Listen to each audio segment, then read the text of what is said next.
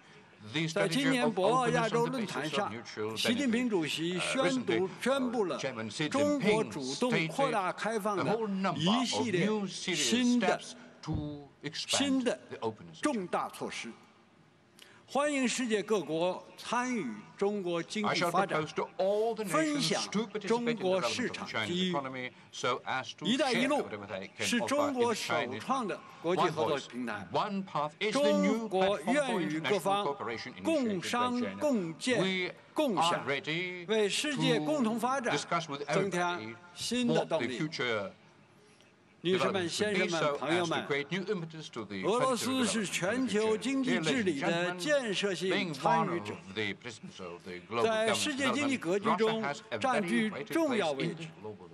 中方高度评价俄罗斯在普京总统领导下取得的经济社会发展成就，坚信俄罗斯未来6年发展目标能够顺利实现。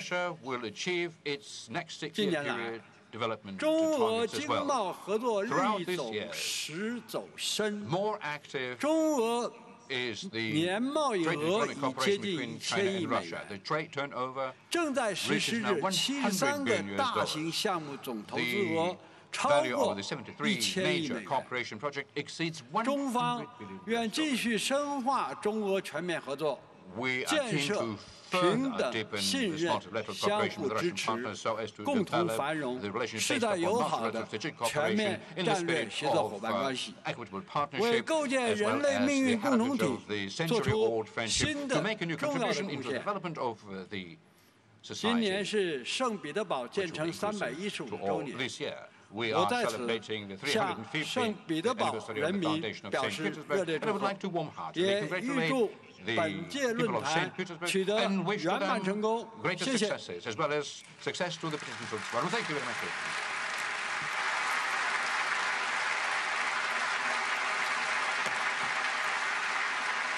在7分钟以内，这是昨天下午我向普京总统的承诺。他对我的信任很重要，所以我的承诺就必须在7分钟以内读完。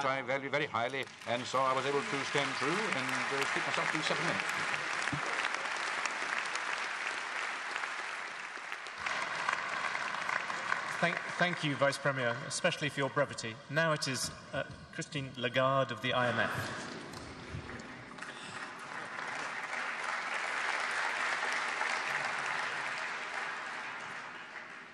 You know, at this point in time, in this wonderful moment, I'm the 5th, and incidentally the only woman. So I will allow myself, given the number of men in the room,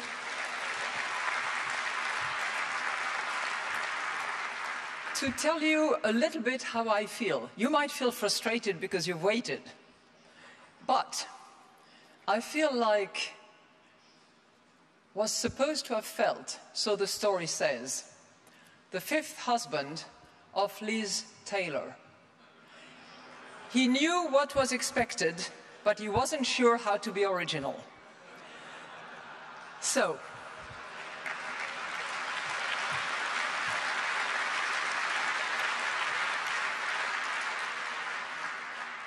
President, Vice President, Prime Minister, President Putin, thank you so much for having us in beautiful St. Petersburg, your hometown.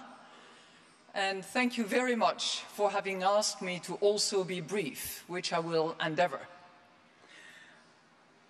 Nobody has yet mentioned Peter the Great, and I would like to remind all of us that the city where we are, where President Macron rightly reminded us of the tragedy that men can inflict upon themselves, men can also decide to take their compatriots' destiny into their hands and carry it further and create their vision with their support and their confidence.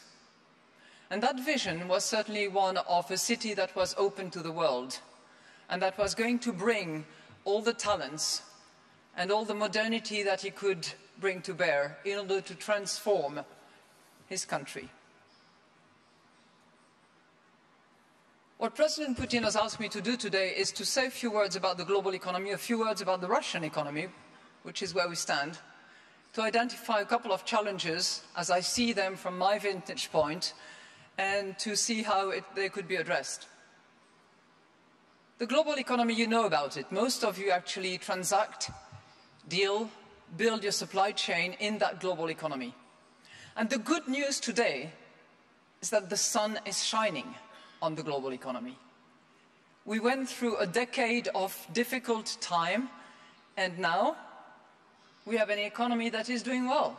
3.8% last year, probably 3.9% this year, and 3.9% next year. It is pretty good. given that it is also generated by about 120 countries, which represent 3/4 of world GDP. And that is beneficial to your businesses. That's the good news. The not so good news is that we are seeing storms in the forecast. And that storms as essentially 3 major clouds that I would identify for you. You can list many others, but the short-term clouds that we see are, number one, the level and the burden of debt that weighs on the shoulders of sovereigns and on the shoulders of corporates.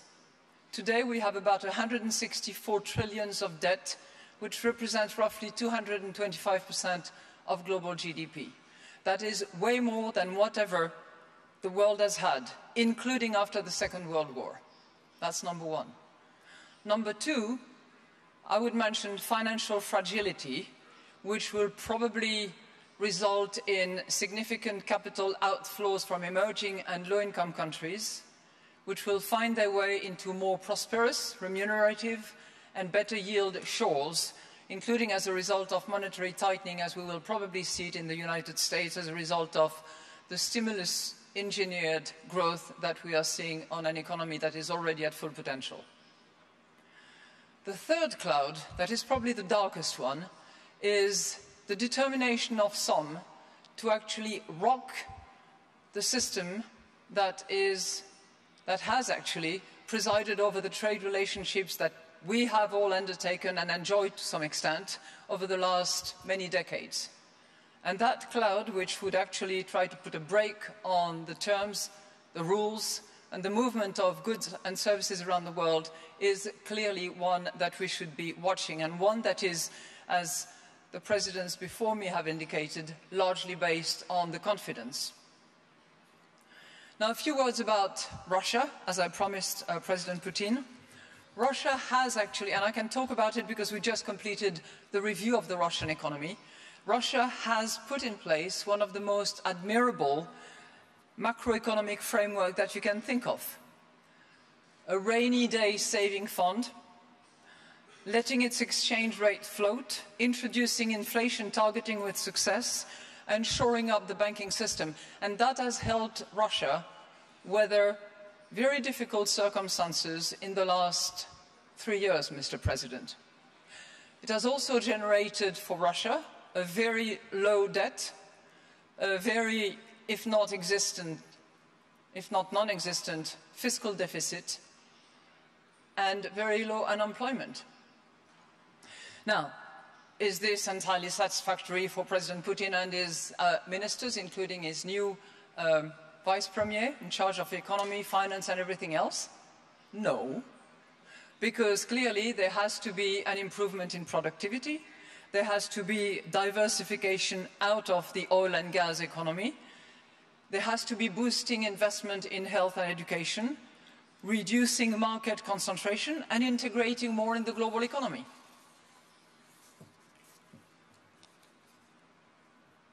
So I've done my duty talking about the global economy and Russia.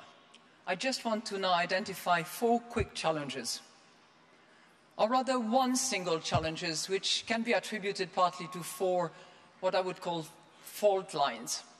And that challenge is the one that President Putin has identified for this forum, which is this issue of eroded confidence as we see it. I remember Mr. Van Rompuy, former president of the European Commission, saying, a Belgian proverb, la confiance arrive à cheval et repart à pied. Or is it the other way around? Confidence arrives on foot and goes on back horse. You build it over time, you lose it in next to no time. So let me mention 4 fault lines that we identify from an economic point of view as having contributed to this eroded confidence. The first one that we tend to forget is the depth and the wounds inflicted by the financial crisis. We tend to forget that many of our young people who arrive on the markets have actually been marked by this financial crisis that has destroyed so much in so many countries. The second fault line that I would mention is not only the perception but the reality that the rewards of globalization have not been shared fairly. And yes, globalization, you will hear that many times over, has allowed many people to be lifted out of poverty. Yes, it has reduced the cost of living for many. Yes, it has improved productivity over the course of time.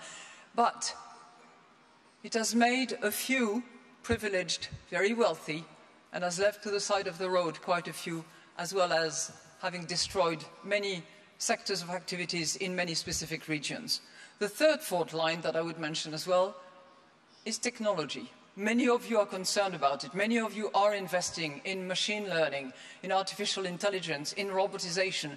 But many of those who work for you actually wonder whether the factory of tomorrow will be that described by some as a factory with two beings, a man and a dog.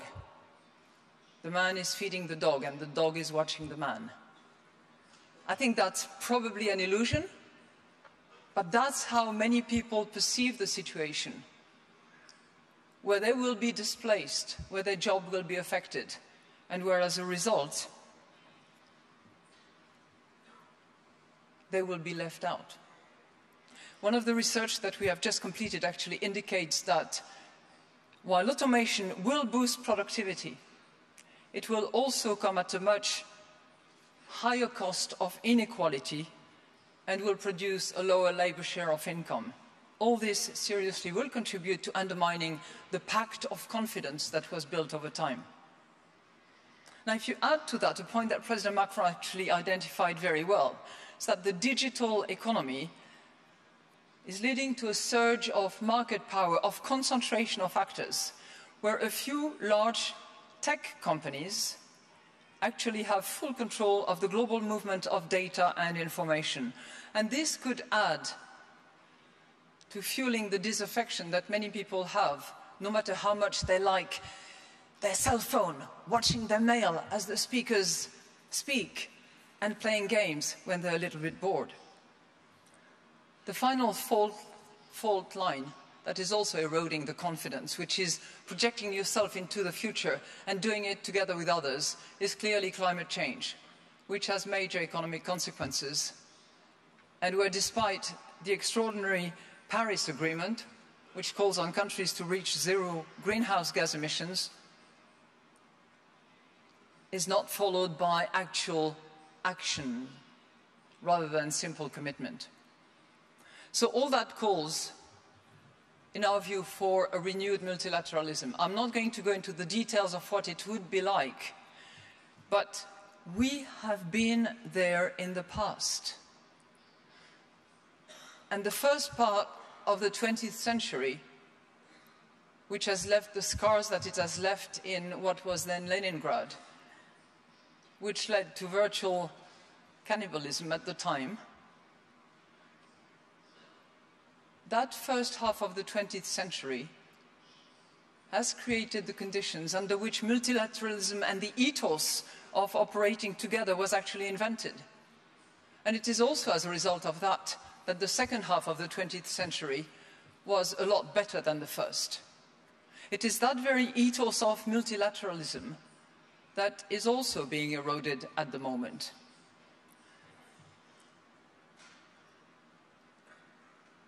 Now, of course, we need to grapple differently with these different challenges that I have mentioned. But think about the regulatory framework that is needed to manage the digital economy and the financial stability of an era where fintech are actually distorting conditions of the market, are displacing some of you, are disrupting the way in which money is moved around. Think about the policy responses to the future of work and how those fearing displacement will be given a chance. Think about how to make globalization work for more people, including by transforming and reinventing international taxation rules. And think about the efforts needed to fight climate change. Now, I'm not going to preach for my IMF. And as President Macron has indicated, we have institutions that have sustained the passing of time, that have produced efficiency, and that, yes, of course, need to be improved, need to see their mandate re-examined, need to see their tools probably changed. But it is through those institutions and through no other means, particularly unilateral ones, that things will actually improve. It would be a grave mistake to resort to protectionism and to unilateralism. This would be a self-inflicted wound. And let us not forget that trade leads to higher productivity, lower prices, and improved living standards, and that nobody wins a trade war. And that protectionism, at the end of the day, hurts the most underprivileged and the poorest in our societies. I said I would be short, and I would just want to conclude.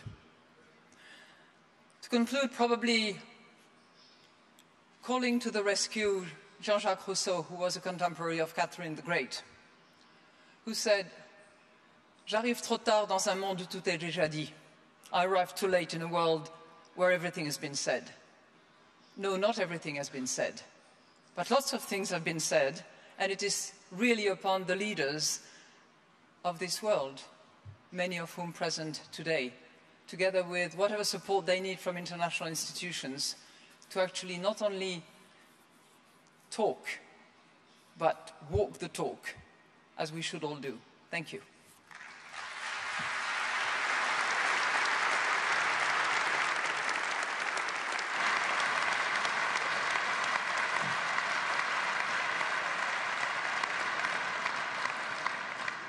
Thank you very much. We've had 5 very eloquent speeches, and now is the time for questions and, I hope, direct answers.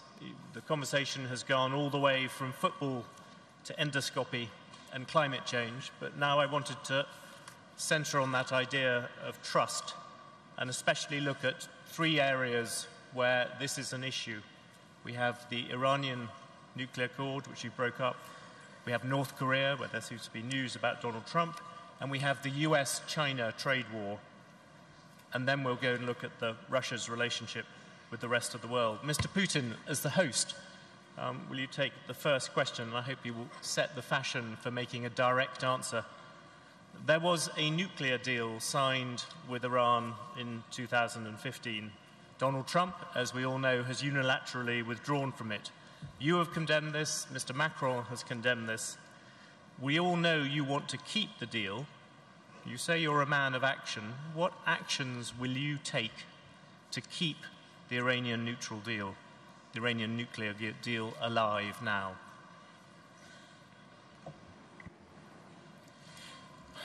Так называемая иранская ядерная сделка закреплена в соответствующем решении Совета Безопасности Организации Объединенных Наций. Это многосторонний международно-правовой документ. Если мы хотим, чтобы наши действия были прогнозируемыми, мы должны придерживаться общих правил.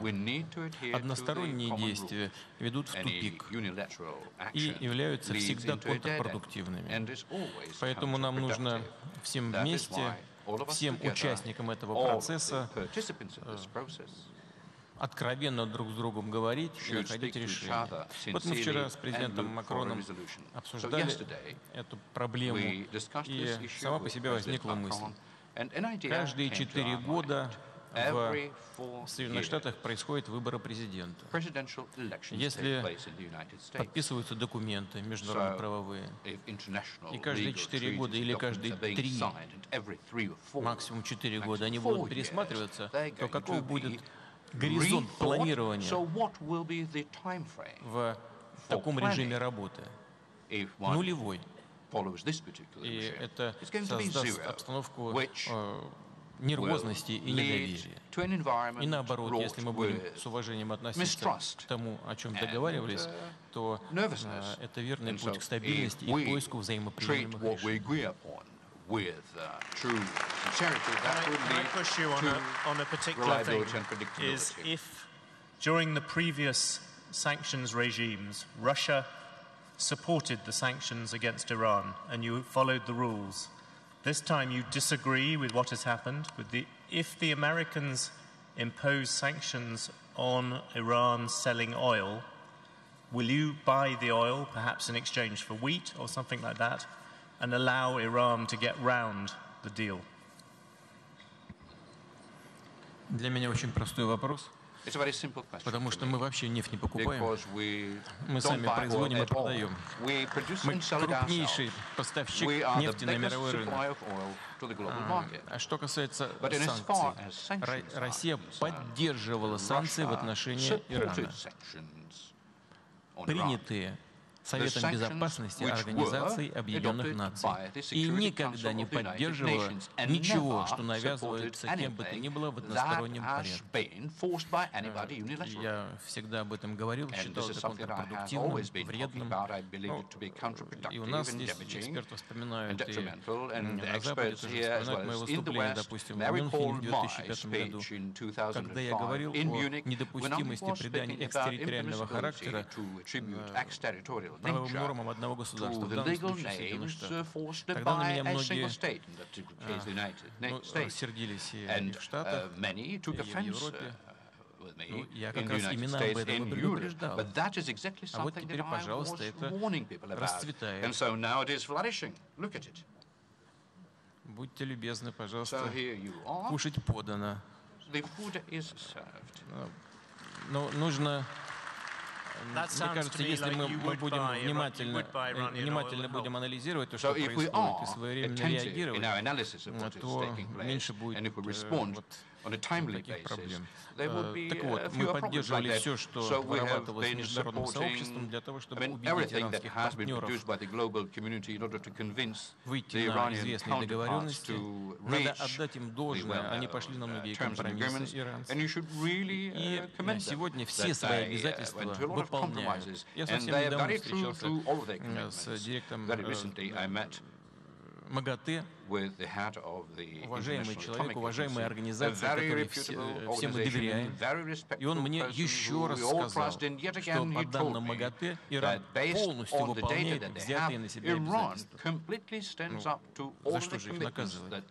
Я вот этого не понимаю. Поэтому вот это первая часть. А вторая, что произойдет, если эта сделка будет разрушена? Будет ли это кому-то выгодно? Пойдет ли это на пользу мировому сообществу и региону? Будут ли чувствовать себя в безопасности страны региона, включая Израиль, с которым у нас очень добрые отношения? Вот совсем недавно господин Нетаньяху приезжал в Москву и, более того, участвовал в мероприятиях по поводу Дня Победы над нацизмом, прошел с фотографией одного из героев Второй мировой войны по Красной площади вместе с нами. Это просто уникальный жест наших добрых доверительных отношений. Но будет ли это лучше для Израиля, если Иран выйдет из этой сделки, или его заставить вытолкнуть из этой сделки?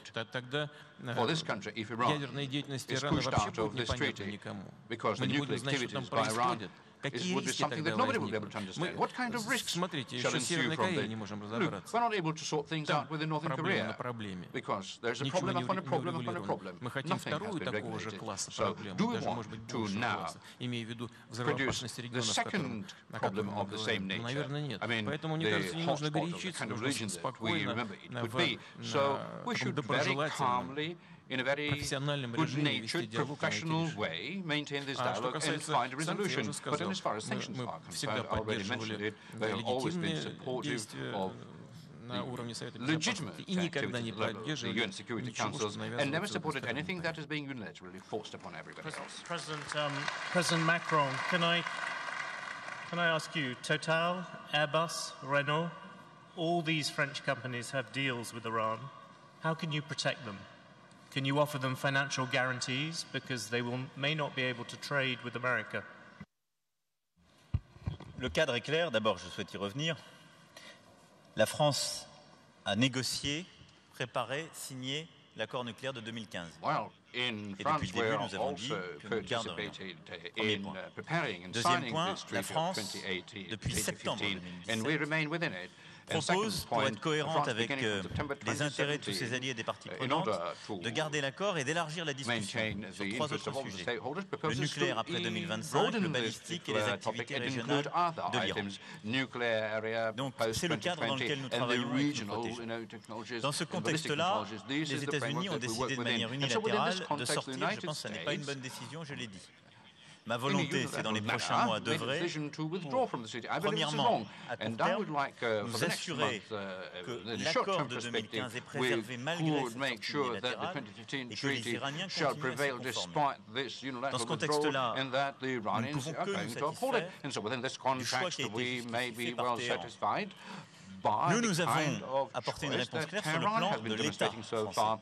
C'est ma responsabilité. Et nous avons apporté une réponse à nos entreprises, également au niveau européen, la semaine dernière à Sofia, en apportant les protections commerciales. Et je soutiens, moi, les propositions faites par la Commission de revoir le règlement de 1996 qui permet une protection et une indemnisation des entreprises, la mobilisation de la Banque européenne d'investissement et la mobilisation d'un financement qui permet de compenser les dommages pour les entreprises. Ça, c'est un instrument pour moi de la souveraineté commerciale et industrielle. Ensuite, vous avez d'autres entreprises, les plus grosses, que vous avez citées, dont certaines sont présentes dans la salle, qui n'ont pas simplement le problème des sanctions qu'elles pourraient subir en raison de leurs activités iraniennes, mais le problème de leur propre exposition au marché américain. Et donc, je vais être très clair, moi je souhaite que la France et l'Europe soient intraitables sur l'extraterritorialité. Nous en avons d'ailleurs souffert ces dernières années pour des contentieux passés. Le président Poutine a raison sur ce point. Il n'y a pas du tout de coopération possible s'il n'y a pas une vraie souveraineté. Donc moi je veux qu'on puisse protéger, c'est ce qu'on est en train de faire sur le cas iranien. Mais je ne peux pas protéger les entreprises françaises cotées mondialement, parfois cotées à New York, qui opèrent aux États-Unis, si les Américains décidaient de déclencher au-delà des sanctions sur l'Iran des actions non coopératives sur leurs actions. À ce moment-là, on déclencherait collectivement quelque chose qui serait très mauvais pour tout le monde. Mais est-ce que je peux leur dire légitimement je vous protège, le PDG de Total est là, est-ce que je peux lui dire je vais utiliser l'argent du contribuable pour compenser Total de toutes ses pertes potentielles? Non. Ce ne serait pas une bonne utilisation de l'argent du contribuable et ce ne serait pas acceptable. Donc, dans ce contexte-là, ces entreprises, parce qu'elles sont cotées mondialement et surtout parce qu'elles sont très exposées au marché américain, par ailleurs, elles font un choix qui est leur choix individuel. Je ne suis ni le président d'Airbus, ni celui de Total, ni celui d'autres sociétés concernées. Elles font ce choix en regardant les potentialités du marché iranien et leurs risques sur le marché américain. Ce qui n'est pas la même chose qu'un sujet d'extraterritorialité. Par contre, ce que nous avons organisé à chaque fois, c'est de pouvoir, avec d'autres entreprises, d'autres financeurs, d'autres puissances signataires soutenant l'accord, construire les solutions industrielles, financières et juridiques pour que la production industrielle qui allait avec ne soit pas compromise et donc que le gain pour l'Iran soit maintenu. Parce que c'est ça la finalité qu'on cherche. Prenez le cas de Total. Total avait signé un accord avec un partenaire chinois et ils sont sortis en raison de leur exposition au marché américain au bénéfice de leur partenaire chinois parce que le partenaire chinois, lui, n'est pas exposé et n'est pas présent sur le marché américain. Donc, on respecte notre parole vis-à-vis de l'Iran et du marché iranien, c'est efficace, mais ça reflète aussi l'état du monde. Je ne vais pas demander à Total de se couper des États-Unis d'Amérique. Et vous constaterez que sur l'exemple précis que je donnais, la conséquence concrète de la décision américaine, c'est d'aider les entreprises chinoises, ce dont le vice-président doit se féliciter, et ce ne devait pas être l'objectif premier. Does it make you reconsider the way which you deal with President Trump? You tried to persuade Donald Trump to junk the Iran deal. You tried to persuade him not to quit the climate deal, not to start a trade war, not to move the embassy in Israel to Jerusalem. You tried to do all these things. You tried a softly approach, and it has not worked. Do you now think you should argue with Mr. Trump in a much harder way? D'abord, je vous remercie de le constater et de le dire. J'ai essayé. Et j'ai constamment œuvré. Je pense que c'est ma responsabilité. compte tenu de mes convictions fortes et de là où je parle. Et je pense qu'on m'aurait reproché de ne pas essayer de mettre toute mon énergie à chaque fois pour essayer justement d'éviter ces choix. Ensuite, c'est parce que je crois dans la politique étrangère de la France, qui est une politique fondée sur l'indépendance. Et il y a des sujets sur lesquels nous avons des alliances fortes avec les États-Unis d'Amérique. En matière de sécurité collective, et nous travaillons remarquablement bien, ce qui fait que moi je dois constamment parler avec le président Trump, et nous avons cette relation très forte. Il y a des sujets sur lesquels nous avons des désaccords. Il n'y a pas d'alignement systématique. Il y a cette amitié forgée à travers le temps et notre histoire, et ce devoir qui est le mien. Et puis surtout, derrière, il y a la réaction, et ce qu'elle permet de faire. Sur l'accord climatique, je ne l'ai pas convaincu de ne pas en sortir, c'était son engagement de campagne. Mais j'ai réagi dans l'heure. Et je crois que la mobilisation collective et la dynamique à plusieurs nous avons menée, et en particulier je veux remercier la Chine et le président chinois, le président Xi, qui a été très engagé aussi sur ce sujet. Nous avons réussi à faire que personne d'autre ne dénonce sa signature et à accélérer les ratifications. Donc, le président Trump, il a perdu ce combat au niveau international sur le climat. Il n'a rien déclenché, il n'a rien fragilisé, il n'a pas bousculé l'accord climatique. Ça, c'est notre responsabilité à chacun d'entre nous d'être à la hauteur de nos propres engagements. Et là-dessus, nous n'y sommes pas encore. Parce qu'on a signé un accord, mais on n'est pas en train suffisamment rapidement de réduire les émissions de CO2. Ça, c'est nos responsabilités, c'est pas la faute des États-Unis. Deuxième sujet, Jérusalem. Je pense que c'est une faute, je l'ai dit. Je pense que nous n'avons pas aujourd'hui à essayer de déstabiliser cette région qui est fondée sur des équilibres et des principes clairs, qui là aussi ont été validés par les Nations Unies. Je soutiens, moi, ce cheminement. La France a toujours été attachée aux deux États et je pense que la paix ne sera trouvée que par les États, justement, et surtout les peuples en présence. Et une négociation qui doit se faire et aboutir à ce qu'il y ait deux États qui puissent vivre en paix avec chacun leur capitale et une frontière reconnue pacifiquement. Et donc je pense que choisir unilatéralement de bouger la capitale n'était pas une idée souhaitable.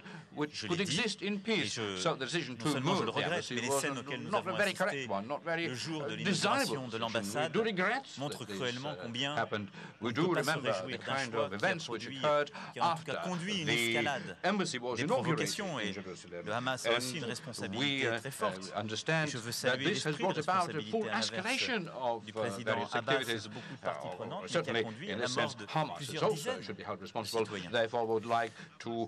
Enfin, sur l'Iran, je vais être très clair, je n'ai peut-être pas convaincu le président Trump, mais j'ai défendu le cadre international. J'ai défendu, comme c'était rappelé un instant, d'abord ce que nous avons signé, ce que nous avons validé, qui s'inscrit dans un cadre multilatéral. Et je crois que ce travail a néanmoins permis une ouverture que le président Trump a reconnue, qui est qu'on puisse aller vers un nouvel accord. Le président Trump a dénoncé l'accord nucléaire de 2015 parce qu'il était négocié par son prédécesseur et qu'il était donc par définition mauvais. Moi, en souhaitant non seulement le maintenir mais le compléter, je crois maintenant en constituant un vrai soutien et cette coalition que nous sommes en train de forger, nous construisons, je crois, un cadre qui d'abord évite les dérives et l'escalade de la violence, et nous y jouons tous notre rôle. Et le président Poutine a rappelé aussi le rôle qu'il a joué il y a quelques jours en recevant le Premier ministre israélien. On a évité qu'on tombe dans le chaos, et je crois que notre but maintenant doit être d'abord d'engager ces discussions avec l'Iran et de convaincre progressivement les États-Unis de revenir dans une discussion parce que le cadre sera élargi, parce que nous aurons préservé l'accord de 2015 et parce que nous aurons aussi répondu aux inquiétudes légitimes d'Israël, de l'Arabie Saoudite pour leur sécurité, que nous voulons prendre en compte, et que nous aurons répondu de manière plus large aux nécessités pour stabiliser justement toute la région.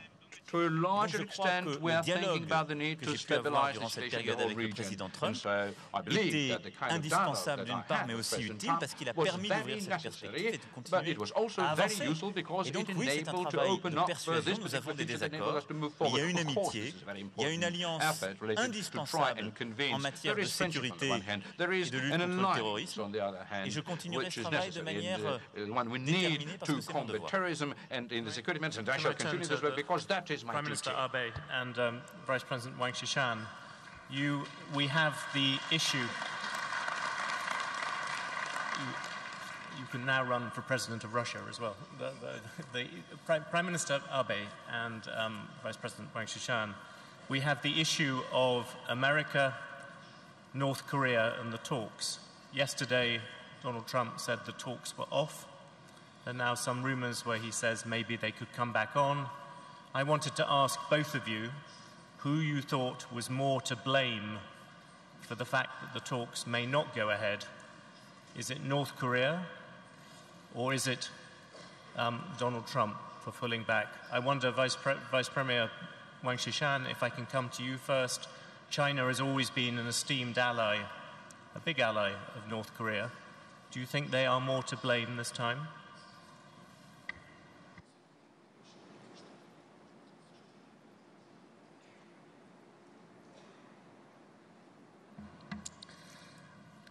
今回の米中首脳会談が実施されなくなったことについては大変残念に思っています。しかし大切なことは、これは国連決議にもあります。私も先ほどスピーチで述べましたが、核を含むすべての大量破壊兵器、そしてあらゆる弾道ミサイルについて完全、そして検証可能、不可逆的なballistic 方法 missiles, で all 廃棄をする。これが目的でありました。 weapons have そ to して be effectively 首脳会談を行うことによってですね、 eliminated, and that そう was し the た main 目 goal 的が of a 具 summit 体的に前 between に the 進んでいくこ US と and が North 大切だ Korea. ろうと思います。ま And た、 through 先ほど holding やはり such a 私が summit, スピーチで述べたように、 we 日本においては should 拉致問題が advance 存在す the るわけであり resolution ま of し these て、 issues. 当 And 時 as I 13 said 歳だ when っ I た少女を含む多くの日 we, 本人が Japan and 北 North 朝鮮によっ Korea て拉致 have をされま this した。 issue of この拉致 enforced については disappearance. Many 2002 Japanese 年に girls around 13 years old 委員長が disappeared. They were kidnapped. 実際に実行したことを And 認 in めているわけでございますが、まだ多くの Kim 拉致被害者が残されたままであります。 recognized 問題が包括的に解決されるように the fact 北 of 朝鮮に kidnapping of 具体的 Japanese 行動 girls. をさせなければいけないわけでありまして、 These issues 対話のための対話は have to be 我々は意味がないと思ってい given a ます。 comprehensive resolution. その目的に向かって米朝で準 Dialogue 備を for the 進 sake め of て a きたわ dialogue けでありま is す pointless. が、 Dialogue 残念ながら needs 北朝 to 鮮 lead の to 対応に対してさまざまな問題があ And ったのは事 this 実 was the で path we ある were このよう following. に思います。しかし、 Yes, こ there の were 米 many 朝の首脳会談 issues. を追求する、今後もやはり追 But 求 as してい for a く必 summit 要 between は North あります Korea し、 and the そ US, れは今、一 I 定 think の問題 in を future 解決 we have す to る do 上において everything は、 so as to ensure such a 不可 summit 欠、必要不可 between 欠 North Korea であろう and the US. と思います。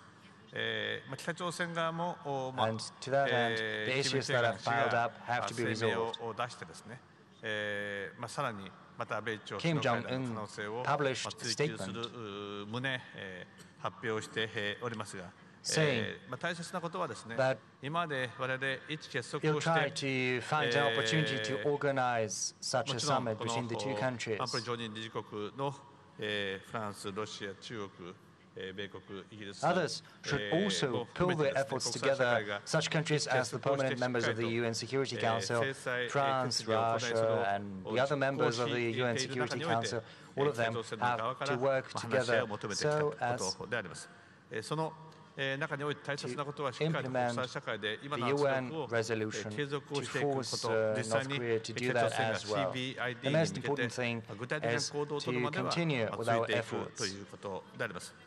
そういう姿勢を取っていく中において、 North Korea また再びです should be ね、 able こ to の take concrete 米朝 actions. の首脳会談に向けて動きが出てくることを期待したいとこう思っています。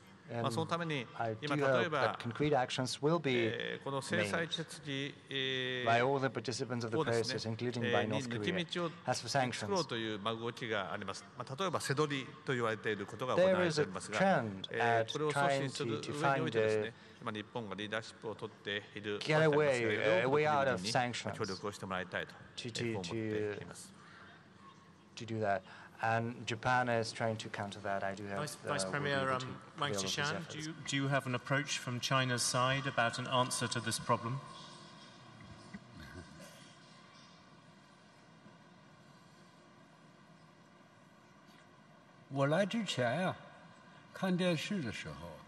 Before coming here, when I watched television and the internet, I saw some news saying that representatives of the Chinese Foreign Ministry have expressed the position of the Chinese government on the cancellation of the summit between North Korea and the US.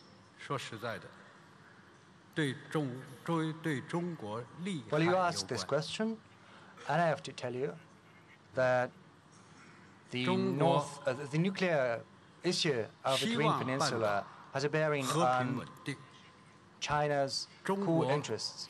China hopes for peace and stability in the Korean Peninsula.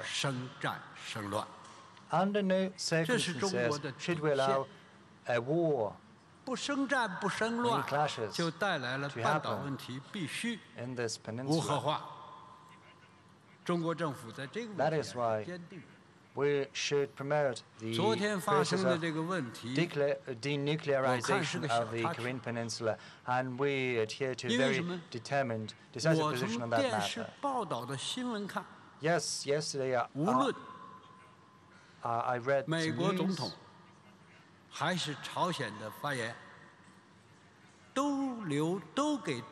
Despite the statement of President Trump or the statement of North Korea, both sides still leave some maneuver for a discussion. So I'm confident that peace and stability in the Korean Peninsula have to be maintained. And it's between North Korea and the US right now. And a summit is needed to achieve a breakthrough. I often believe that to achieve the best results, we've got to wait for a long time. But in order to settle this issue, I believe we have to be full of hope. And Mr. Putin, do you have any, I will come straight to Madame Lagarde in a second, but do you have any advice to the world in terms of how to deal with President Trump?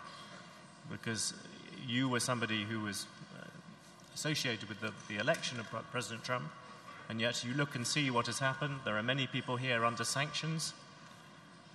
He has just withdrawn from the Iran deal. There are doubts about the North Korean deal. What do you think you have got from the relationship with him? The same question that I asked Mr. Macron. Well, he's an agent provocateur. I was not connected to the Trump electoral campaign. Но мы, конечно, не можем быть удовлетворены уровнем характера российско-американских отношений. Satisfied with the current level and the nature of the American-Russian relations, and we're willing to engage in this dialogue. Mr. Trump has suggested that a separate meeting should be held. So far, we didn't manage to work it out yet because many issues are popping up. But we are willing to have this conversation, a substantive one. I think it's high time we engaged in that. We need a multilateral approach like that on many domains. Donald Trump has expressed a concern about a new arms race, and I concur with him fully. The measures that we are talking about in North Korea, Iran, they're not bringing us together, but that is another reason to talk about these matters. Emmanuel has said that Europe and the United States have mutual obligations. Europe is dependent on the US in terms of security, but one shouldn't be alarmed. We'll help. We'll help ensure the security. And in any case, we're going to do everything in our power so as to avoid any new threats. I think this is the avenue we should be pursuing. That's the first thing. Secondly, I'll enter a discussion with President of France who said that Donald Trump lost because he pulled out from the Iranian deal. I don't think he lost. First and foremost, he is just doing good on his electoral promises, and in that sense is a victor domestically. But should this deal be demolished for good, then many will stand to lose. And we have to do everything so as to avoid the crumbling of this Iranian nuclear deal. And for that end, we have to work with all the participants of the process, primarily with the United States of America. Why is that? I'm going to reveal some secrets to you. How was this deal prepared? It was mostly a dialogue between the US and Iran, and all the other participants of the process were simply adjusting the course, Russia included. And we did that very often so as to secure Iran's interest. I'm not going to hide that. But at the end, everyone arrived at a common denominator. After some in-depth bilateral talks between Iran and the United States of America. Despite all the difficulties, it seems two countries did manage to come to an agreement. And right now, the president of the US doesn't shut the door to talks. He only says that he is dissatisfied with many things, but he does not rule out an agreement. But this has to be a two-way street. Здесь излишне нагнетать ситуацию, если мы хотим что-то сохранить. Нужно вот двери оставлять открытыми для переговорного процесса и для конечного результата. Мне кажется, что еще не все потеряно. Mrs. Lagarde, je voulais lever une ambiguïté. Je n'ai pas dit que sur l'accord iranien, la décision américaine était une défaite pour Donald Trump. Je parlais de l'accord climatique, parce que là on peut avec un an de retour voir qu'il n'a pas menacé l'accord au sens international. Je partage tout à fait ce qui a été dit. On ne sait pas dire aujourd'hui les conséquences, donc je partage ce qui a été dit. Il n'y a pas d'accord là-dessus entre nous. Quant aux questions de sécurité, je veux rassurer Vladimir, je n'ai pas peur parce que la France a une armée qui sait se protéger de toute façon seule. Mais j'ai aussi mes devoirs à l'égard du reste des alliés européens. Et je pense que cette architecture de sécurité européenne, c'est notre responsabilité. Et elle ne se fera pas en tournant le dos aux États-Unis d'une part, et elle ne peut pas se faire aux dépens d'autres États de l'Europe d'autre part. Ça, c'est notre capacité à faire. Donc je n'ai pas peur. Et je veux faire. Mais on a chacun notre bout du chemin. And I'd like to express my responsibility and make good on it. Значит, ну вот, конечно, бояться не нужно. Но и практика все же накапливается. Смотрите, вот мы сейчас вокруг Ирана все крутимся. Было же практика уже применения американских санкций в отношении европейских экономических операторов. 9, по-моему, миллиардов. Борьба французский банк, Deutsche Bank, как раз за нарушение односторонних санкций. Да, и что? И заплатили как минимум. And they had no choice but to pay up. And I think the same happened to Japanese bank. And this is something we have to put an end to because that is unacceptable. That is what I'm talking about. And should this practice continue, nothing good will come out of it because that undermines the current world order.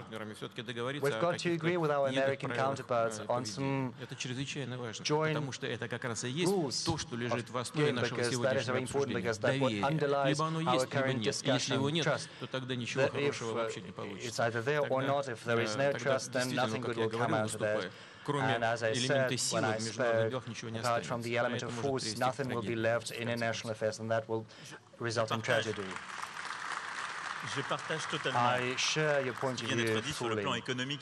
Everything you said about financial issues and economic matters, there is no doubt about that. That is something I also spoke about. We've got to build a stable, a useful world order, and that will rest on multilateralism and sovereignty. And sovereignty presupposes respect for the interests of citizens and companies who are dependent on their country. And in that sense, we concur fully, and we have to have the necessary tools. And that is something we've got to reach an agreement with the US. Que nous avons pu avoir par le passé sur ce sujet en Europe.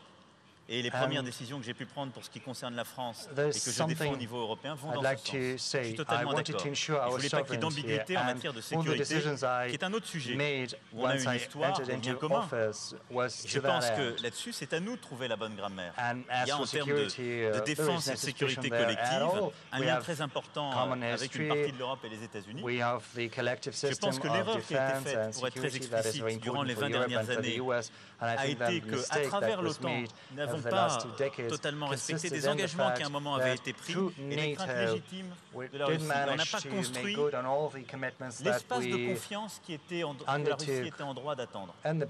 C'est ça qui a aussi alimenté des peurs. Mais est-ce que pour autant, je considère que l'Europe doit tourner le dos aux États-Unis dans ce partenariat? Non, je vous mentirais, c'est pas parce que je suis ici que je vais dire le contraire. Et donc, oui, en matière de souveraineté économique et financière, mais en matière de défense et de sécurité collective, c'est à l'Union européenne, à la France et à la Russie de construire justement un chemin, une architecture nouvelle qui permette d'avancer en pleine confiance. C'est quelque chose de différent, je ne voulais pas simplement confondre ces sujets, mais totalement d'accord sur le premier. And we shouldn't confuse Come to Mr. Abe and Mr.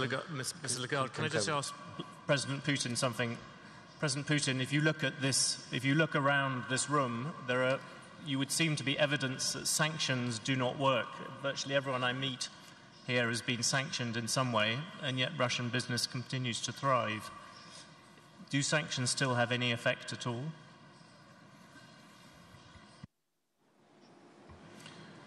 Вы смотрите, мы сегодня вспоминали о спорте. Мой хороший друг, господин премьер-министр, он представил себе, что Россия и Япония будут играть в финале чемпионата мира. Это плохой сценарий, а вдруг мы проиграем? Это беда-то какая будет, понимаете? Невозможно себе представить. Но дело совершенно не в этом. Дело совершенно не в этом. А дело в том, что складывается ситуация в мире такая, что как бы все играют в футбол, но при этом применяют правила борьбы дзюдо. Вот интересная игра какая получается. Это совсем не футбол, не дзюдо. Это просто хаос. Вот мы куда движемся и что нас беспокоит. И дело даже не в результатах применения так называемых санкций, ограничений, а то, что здесь присутствуют люди, которые чувствуют, что это такое, понимают, что это такое, сталкиваются с тем, что это такое. Да, здесь подавляющее большинство уже, потому что вот эта санкционная дубинка, как здесь уже прозвучало, она все чаще и чаще применяется не только в отношении России. Хорошо это или плохо? Это преодолимо или нет? Ну, конечно. Российская экономика явно стабилизировалась, несмотря на сразу двойные и тройные удары, связанные с падением цен на наши традиционные товары экспортной группы, на энергоносители, там, на металлы в свое время, там, на химию, плюс еще санкционное давление. Все это вместе свалилось. Но мы смогли пройти через этот путь и даже больше того, в известной степени укрепили свою экономику. О чем сегодня я очень благодарен Кристине. Она сказала по поводу того, что считает положительным в развитии российской экономики, в том числе макроэкономическую составляющую российской экономики. Но убытки-то есть у всех все равно. Во-первых. А во-вторых, это все-таки сдерживает развитие. Во всяком случае, вот эти ограничения не так или иначе сдерживают. Наши предприятия не могут перекредитовываться в полном объеме на мировых рынках и так далее. Это ведет к ограничениям. На каком-то этапе. Потом все равно осуществляется прорыв, находятся пути решения проблем, и все встает как бы на свои места. Поэтому в конечном итоге вот такая политика смысла не имеет никакого. Ни экономического, ни политического, ни военного. Что касается военного, я уже сказал об этом.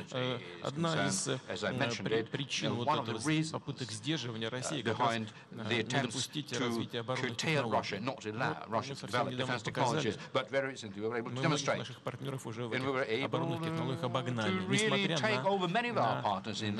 на вот эти санкционные режимы. Поэтому это бессмысленно, но вредно. John, do you allow me to jump in?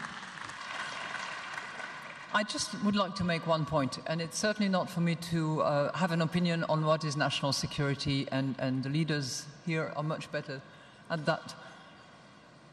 But when we decide to rebuild, reorganize, redefine the architecture of the international order and the multilateralism, I think we need to be really careful as to the transparency and the actual impact, because while we are referring to decisions that have been made by Mr. Trump recently, the ambiguity that is embedded in the US national law system has actually affected many companies that are represented here. Even when the United States and its allies decided to lift the sanctions on Iran, many companies here in this room did not do business with Iran, or they used some very funny financial circuits involving some strange banks sometimes in order to do business with Iran, simply because the US legal system and judiciary system is such circumvoluted and obscure constructively for the US interest that there is no confidence, even though the sanctions had been lifted. So I think in rebuilding and redesigning, the actual impact at home, domestically, in the various countries that are party to those agreements really need to be clarified. And that applies to the sanctions that have been decided against some Russian individuals as well, where there is great uncertainty as to whether or not they are targeted themselves, their shareholding in companies, the companies themselves, some holdings, large territories of their corporate empire. So that is a real issue of confidence that is simply not there and needs to be addressed. Can I change the subject a bit with you towards the broader subject of global trade, which you discussed? And we have had a great deal of criticism of America on this panel on many different issues, unilateral ones where it has seemed to take a unilateral approach. But the other side of the trade dispute, of the biggest trade dispute at the moment, is China. You have the Vice President sitting next door to you. What do you think China should do to open up its markets to America, and where do you think it should play its part in that? Mrs. Lagarde. First of all, trade has been good to China. And trade has been good to many other countries as well in improving living standards, in lifting people out of poverty, and in acting as a driver for growth. And trade is a driver for growth around the world and has been. Now, after 10 years of depressed growth and depressed trade, trade is finally picking up and finally growing faster than global growth. So it's really an imperative not just for China, but for all countries that rely on trade for their growth, to defend the international order in which trade is operated. Now, as I understand it, the complaint that the US has vis-à-vis China is of two different natures. One is China sells more than it buys from the US, and that is the bilateral trade deficit between the United States and China.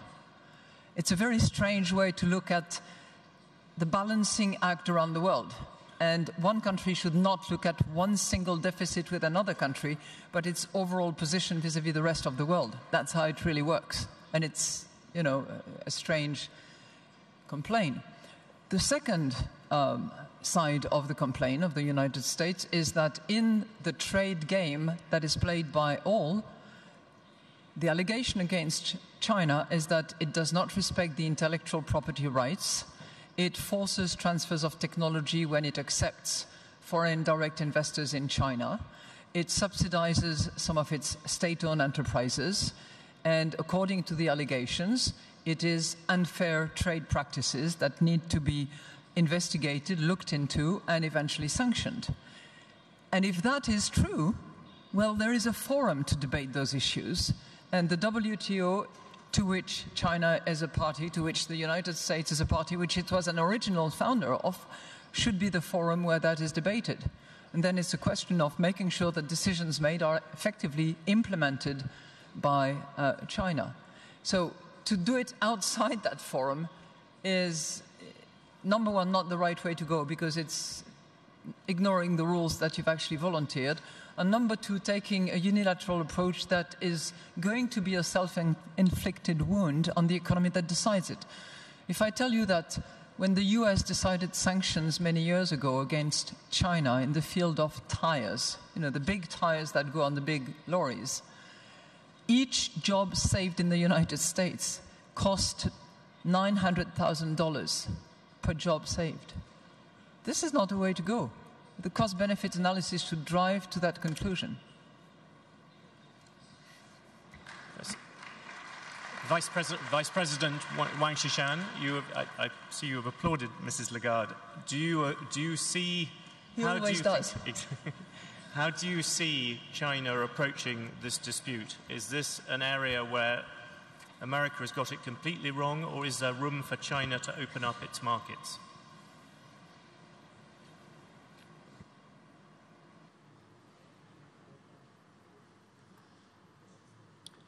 首先，我要说明，我在中国并不负责对美国的经济问题和其他问题，我不专门负责这个工作。但是在历史上，我曾经作为副总理，对吧？确确实实负责过专门对美国的财经问题。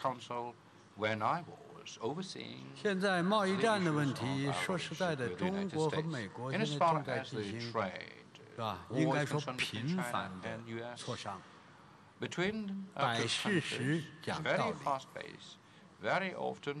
我觉得我们是保持理性，应对情感，理智和情感的。 我们习主席有一句非常重要的话，说中国不惹事，但绝不怕事。贸易战，我们觉得是绝对要避免的，因为什么？两败俱伤。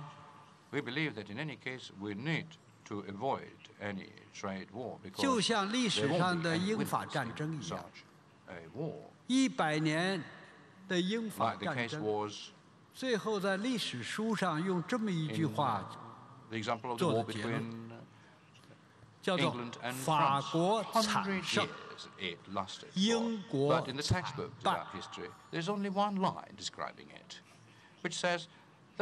现在这个世界。 我们到底是互利共赢呢，还是零和游戏？这实际上是个大问题。中国政府从来主张互利共赢，因为它是全人类的需要，是各国人民的利益。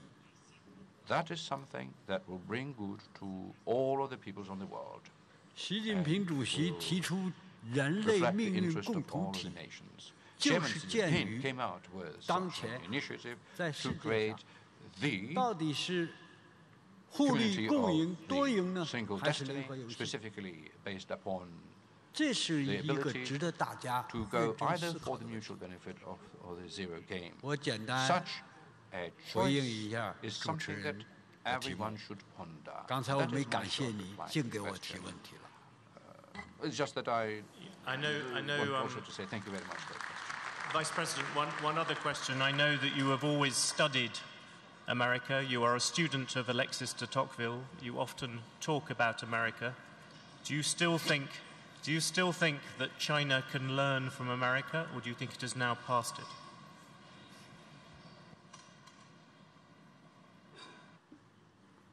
太多了，美国是。现在唯一的超级大国。无论硬实力、软实力，美国毫无疑问 number one。Despite the soft power or the hard power, 世界最大的发达国家和中国这个最大的发展中国家，第二大经济体和第一大经济体，合则两利，斗则两伤。我们完全了解。理性告诉我们，争取最好的结果，做好最坏的准备。这就是中国人智慧的哲学。Very quickly, Mr. Abe, you are an ally of America, and yet it has caused you some trouble over trade. Have you changed your opinion of America too?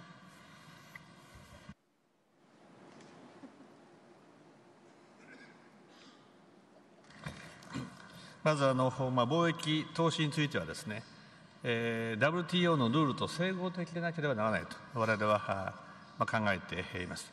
例えば、鉄鋼アルミについてアメリカは232を日本に対して適用しようとこうしているわけであります。日本としては同盟国であるにもかかわらず安全保障上の理由で関税をかけるということについては我々は理解できないわけでございます。しかしこの鉄鋼については例えば日本がアメリカに輸出している鉄の6割は日本の製品を米国では代替できないものでありますから関税をかければ損害を被るのは実はアメリカの日本の鉄鋼を使う事業者になっているわけであります。この点もトランプ大統領にも説明をしています。先ほども指摘がありましたが、この貿易インバランスについてだけですね、焦点を当てるのは間違っているということをトランプに何回も話をしています。いわゆるコモディティの貿易インバランスだけに焦点を当てるのは間違いであります。例えば日本とアメリカにおいてですね、確かにWe ought to think not only about the commodity trade disbalances, but of course we've got quite a positive surplus, 97分野においてはですね、日本が大きく赤字になっているわけでありますし、しかし同時にですね、例えば日本はアメリカに投資をして雇用も作ってそして先ほど申し上げましたように690億ドルとですね、日本は貿易黒字になっていますが、日本の企業が例えば自動車会社が米国でたくさんの工場を作っています。そこで作ったものを海外に輸出して出している黒字はですね、757億ドルであります。日本の貿易赤字以上の大きな黒字をですね、日本の企業がアメリカで作っているわけでありました。そうしたことを全体をですね、よく見ていく必要があると思っています。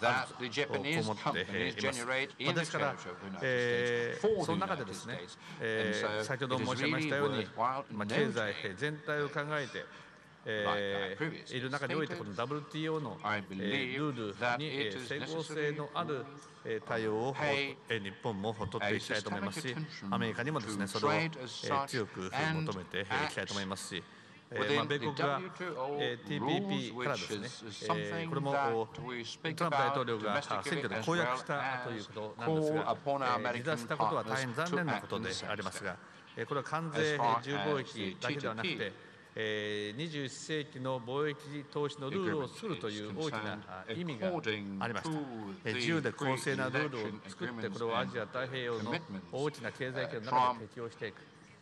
その中には、例えば、知的財産をしっかりと守っていく、環境や労働条件もみんなが守っていくということも含まれているものであって、これからはやはりルールが大切になっていく、お互いにルールを守っていくという貿易、自由で公正な貿易圏をお互いがこれから作っていくということが求められているのではないかと思います。残念ながら米国は離脱しましたが、残りの10カ国についてはですね、合意が成り立ったわけでありました。署名まで行きました。日本も衆議院ですでにこの関連の法案、条約についてですね、可決をされているわけでありますが、できるだけ多くの国々が早く国会それぞれの国で承認し発行することを期待したいと思いますし、これがいかに各国に利益をもたらすかということをアメリカが見てですね、またアメリカが考え方を変えてくれることを期待をしています。Thank you very much. Mr. Putin, this conference, the theme is building trust. And as you know, that in the other rest of Europe, the newspapers over the past couple of days looked at one particular issue to do with Russia. Yesterday, the Dutch investigation team into the destruction of Malaysia Airlines plane MH17 came forward and said it had proof that the Buk missile that hit the plane came from the 53rd Anti-Aircraft Missile Brigade of the Russian Army based in Kirkuk. When you were asked about this yesterday, you said you did not have an explanation. I wondered now, what is the explanation? Have they made this up? Or was the missile allowed to cross into Ukraine? What happened to the chain of command on this particular issue? Я вчера говорил, могу повторить. I said it yesterday, can repeat it. К сожалению, не допущены к полноценному расследованию, поэтому у нас нет оснований полностью доверять результатам этого расследования. Не принимаем в нем участие. А аргументы, которые мы предлагаем для того, чтобы они были учтены в ходе расследования, не принимаются комиссией, которая это расследование ведет. И еще раз напомню, что вот эта ужасная трагедия, я вчера правильно сказал, мы всегда должны думать о семьях тех людей, которые погибли, и о тех людях, которые ушли из жизни в таких в результате этой ужасной катастрофы. Конечно, мы всегда будем об этом помнить, само собой разумеется. Но почему-то тот факт, что Украина не выполнила своих обязательств, предусмотренных ИКАО, Международной организации по гражданской авиации, и не закрыла воздушное пространство над территорией, где шли боевые действия, об этом почему-то даже никто не вспоминает. Есть различные версии этой трагедии, но их тоже никто не учитывает. И поэтому, если не будет полноценного расследования, то, конечно, очень будет трудно принять выводы той комиссии, которая работает без нашего участия. Вот и все. А у нас, к сожалению, были другие трагические случаи, связанные с Украиной. Они сбили когда-то над Черным морем самолет, который летел из Израиля, российский, и не признали свои вины. Потом все-таки согласились, но компенсации так и не выплатили. Но поэтому у нас практика негативная, к сожалению, есть. А что касается вот этого конкретно трагического случая, мы хотели бы принять полноценное участие в расследовании. Are you saying, one last question on that, are you saying this was not a Russian missile? This was not a Russian army missile? Нет, конечно. It was not, certainly. It was not. Повторяю, там несколько версий, в том числе и версия, ракеты украинской армии, самолеты и так далее. Нет ничего, что внушало бы нам доверие в качестве окончательных выводов, и не будет такого без нашего полноценного участия в расследовании. Mr. Macron, can I come to you on that subject? You actually have many disagreements with Mr. Putin, as you pointed out. I wondered whether your approach towards dealing with him is something that you will continue in the same vein. You've come here to make your case on Iran, you've come here to make your case on other things.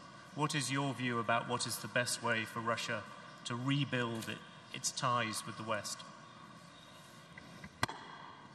D'abord, c'est ensemble qu'on a à le dire. Il faut avoir toujours beaucoup d'humilité sur ce sujet. Je peux vous dire quel est mon point de vue. Sur le dernier sujet qui vient d'être évoqué, le président Poutine a raison de rappeler le respect qu'on doit aux familles, qu'elles soient néerlandaises, belges, australiennes. D'ailleurs, je crois qu'il y a malgré tout une procédure qui a été lancée par une justice indépendante qui a établi des éléments de fait. Donc je pense que ce qui est important maintenant, c'est qu'il puisse y avoir une coopération très étroite. Et hier et aujourd'hui, le président Poutine, il faut qu'il y ait une coopération avec la justice néerlandaise pour que des éléments de fait soient établis. Mais ce qui ressort à ce stade et ce qui a été annoncé hier par les Pays-Bas. Et ce qui est important dans le contexte actuel, c'est d'abord que nous ayons un dialogue constant, ce qui est notre cas. C'est qu'ensuite, nous ayons un travail utile sur les sujets de sécurité collective, en particulier au Proche et Moyen-Orient. Nous avons hier acté des avancées qui sont pour moi très importantes. Sur l'Iran, sécuriser l'accord de 2015, travailler à une négociation plus large. Sur la Syrie, en prenant des initiatives humanitaires communes et en actant de coordonner les deux mécanismes que nous avons créés l'un et l'autre. La procédure d'Astana, qui regroupe l'Iran, la Turquie et la Russie, et le Small Group, que la France a suscité il y a plusieurs mois avec plusieurs alliés, d'autres membres permanents du Conseil de sécurité, dont les États-Unis et le Royaume-Uni, d'autres Européens dont l'Allemagne, et des pays membres de la région, je pense en particulier à la Jordanie, et nous avons décidé de créer ensemble un mécanisme de coordination pour travailler sur le même agenda en Syrie. Et donc travailler ensemble à la construction d'une feuille de route politique commune pour l'avenir de la Syrie, pour préserver une souveraineté pacifique et inclusive sur le plan politique. C'est une deuxième avancée qui est très importante pour moi. Et ensuite, nous devons construire maintenant une nouvelle page de cette aventure européenne ensemble, au sens historique et géopolitique. C'est notre capacité à traiter et à réussir à trouver un terme à la crise ukrainienne. Là-dessus, nous avons le processus de Minsk, le format Normandie, et je souhaite que nous puissions avancer. Et là, beaucoup est dans la main de la Russie et de l'Ukraine. C'est ensuite avoir un dialogue stratégique en matière de sécurité, de cyberespace, d'économie. C'est ce que nous avons fait ensemble. Et avec des mesures concrètes en matière économique, vous en êtes l'illustration vivante. Et on a signé une cinquantaine d'accords économiques, stratégiques, industriels, très important. En matière de cyberespace, nous avons décidé de travailler ensemble pour justement construire une charte commune et régler les points litigieux qui nous étaient remontés de part et d'autre. Je pense que c'est un élément très important. Et puis sur le plan stratégique, c'est les mots d'humour que nous avons eus là-dessus. Au fond, c'est très important. Il y a eu un malentendu entre l'Union européenne et la Russie ces 20 dernières années sur ce sujet-là. Les responsabilités sont partagées. Il y a eu un malentendu au fond entre l'Union européenne, l'OTAN. Et moi, je pense que la France, qui a toujours eu une ligne d'indépendance, qui a une grande armée et une politique souveraine sur le plan diplomatique, peut œuvrer utilement à ce qu'on arrive à construire cette architecture commune. Et je pense que c'est l'un de nos grands défis. Parce qu'on voit bien, si on arrive à créer, sur le plan géopolitique, militaire, de sécurité, économique, et en matière de cyber, des lignes de force en commun, une même grammaire et un même vocabulaire, on peut faire encore beaucoup plus et je pense que ça a du sens géopolitique, c'est utile pour la stabilité de notre continent et du monde, et c'est bon pour notre peuple.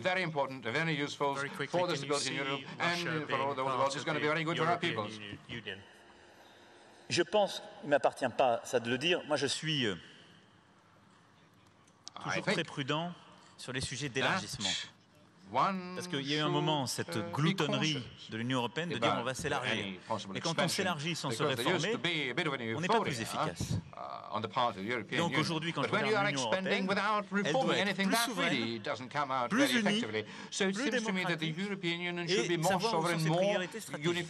Et moi je crois à l'Europe des cercles multiples. Je pense qu'il y a une Europe très centralisée qui peut partager beaucoup en termes de monnaie, de règles, de convergence fiscale, sociale, droit du travail. Il y a un deuxième cercle qui est l'Union européenne actuelle. Il faut qu'il y ait un troisième cercle qui puisse être, peut-être à terme, cette Union européenne, ce marché unique, mais qui soit en tout cas plus fort qu'aujourd'hui. Je pense que la Russie y a sa place. C'est aussi pour ça que moi je tiens beaucoup à la place de la Russie au sein du Conseil de l'Europe, parce que c'est cet espace commun de droits et de valeurs qui est l'Europe au sens large et où nous sommes tous deux présents. Donc je pense que c'est possible à terme. Il y a un chemin pour y arriver. Ça suppose un travail en commun, ça suppose aussi des réformes profondes de l'Union européenne, mais ce qui m'importe plus encore, je dirais, c'est que nous ayons un projet stratégique commun. But on top of that, I believe that it's very important for us to enjoy very deep common strategic projects for the future years to come.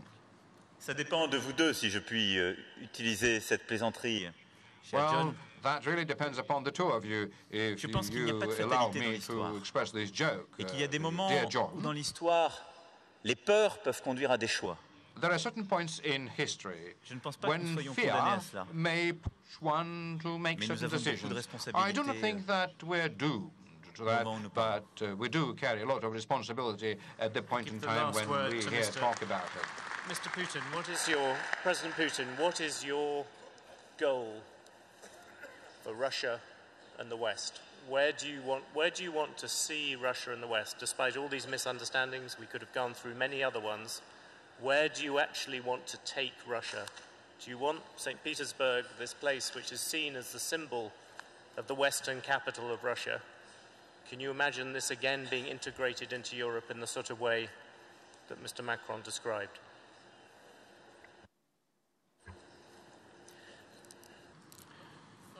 У каждой страны существуют свои национальные приоритеты и свои интересы.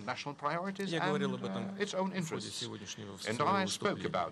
И мы, конечно, будем стремиться к реализации наших национальных интересов. В чем они состоят сегодня на ближайшей перспективе? Во внутреннем развитии, прежде всего. Мы должны обеспечить рост производительности труда в нашей экономике. Мы должны создать условия для привлечения инвестиций. Потому что без инвестиций невозможно решить because without investment it would be impossible to resolve another problem. It would be impossible to diversify our economy. Madame Lagarde yesterday told me about it and also made a hint at that today as well. We've got 4.5% of growth of investment into fixed capital last year, while the economic growth was хороший показатель, 1.1%, ускоренный рост инвестиций. Но этого недостаточно совершенно, абсолютно недостаточно. Для того, чтобы нам привлечь капиталы дружественных нам компаний, стран, нам нужны хорошие отношения и с Европой, и со всеми миром, и с Соединенными Штатами. Мы это прекрасно понимаем и отдаем себе в этом отчет. Но если нас ставят перед выбором, или мы существуем как суверенное государство, или нам включают какие-то ограничения, то мы, конечно, выбираем первое, потому что все-таки слишком несопоставимые субстанции ставятся на чашу. Или существование как независимого государства, или какие-то инвестиции в виде уже каких-то подачек. Мы добиваемся одного. Мы добиваемся того, чтобы были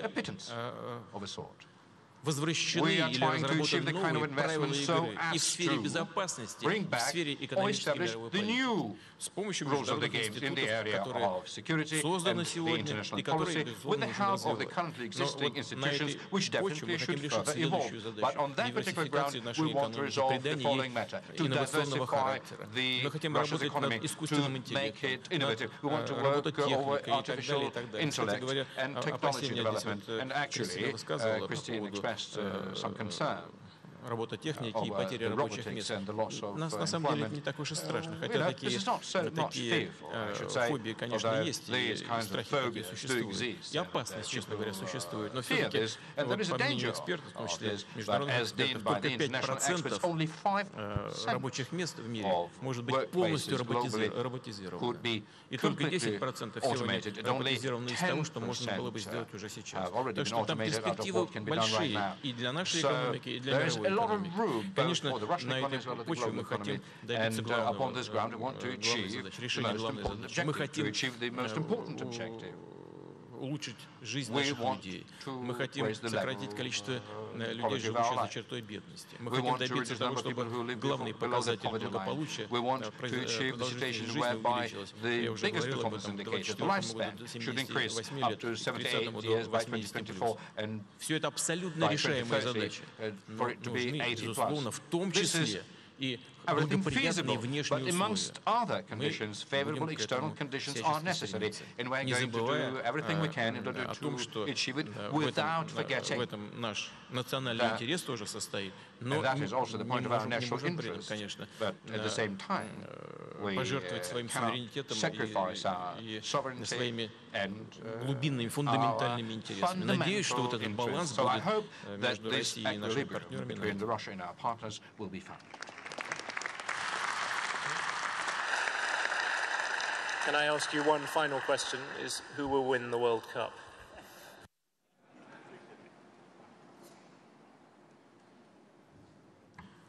The organizers will win who at a respective level will organize this excellent festivity for the whole of the international community, for all of those who love this excellent international game.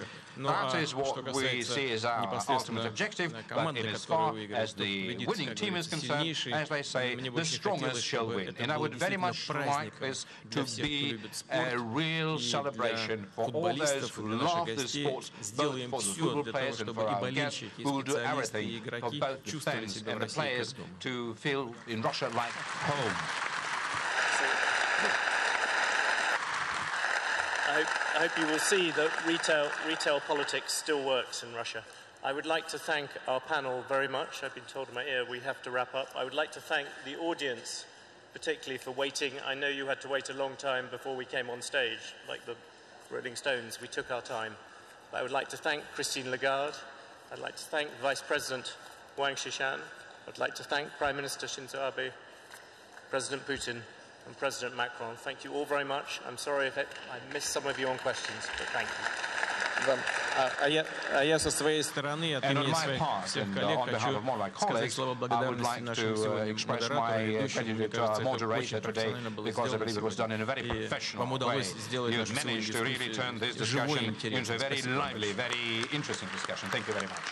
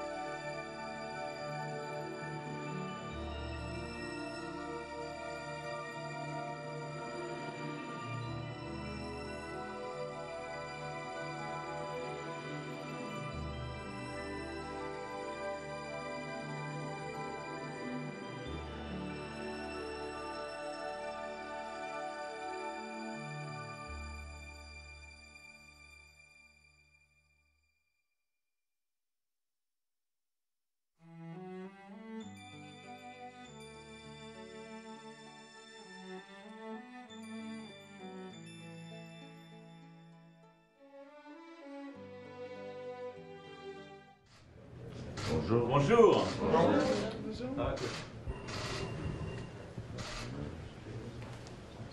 Bonjour, monsieur. Enchanté. Bonjour, Monsieur le Président. Comment ça va? Entraîneur russe. Oui, je sais tout. Tout va bien? Bonjour, bravo. Hein. Enchanté. Bonjour. Bonjour, Monsieur le Président. Bonjour, Madame. Training now. Ah. It's for your gift about our match. Pierre de Coubertin, la devise. Vous allez bien? Très bien. Bonjour. Bonjour. Comment ça va? Bien, Merci à vous. Bonjour. Почти дружба. Ouais, super. Merci à vous d'être là. Спасибо. Так как у нас Россия и Франция дружат уже многие годы, тренер у нас француз, так что мы все родные, надеемся, так и останется в дальнейшем. Nous sommes tous en quelque sorte des parents. Это будет хорошей базой, хорошим примером для развития отношений в других гуманитарных. Ce sera une bonne base pour développer nos relations dans d'autres secteurs. Спасибо вам большое. Удачи вам. И вам, и вам удачи. У нас будет ответная встреча в Париже, и если у вас будет возможность и время, конечно, мы всегда будем рады. Ah, merci à vous. Voilà, au mois de septembre. Juste un mot pour remercier la Russie, la Fédération d'escrime de nous avoir reçus. Ça nous a permis de découvrir la culture, on était dans le musée d'ethnographie. Et comme on fait un lien entre le sport et la culture dans notre pratique, et l'accueil aussi des Russes, qui nous a mis beaucoup d'émotions hier. Voilà. Nos deux peuples s'aiment et merci beaucoup dans votre domaine de poursuivre cette amitié. Ça doit être très dur pour le coach russe dans ce contexte. Mais à la fin, il faut bien qu'il y en ait une qui gagne dans le match. Donc faites au mieux. Nous, on va gagner ensemble. Merci à vous. Merci beaucoup.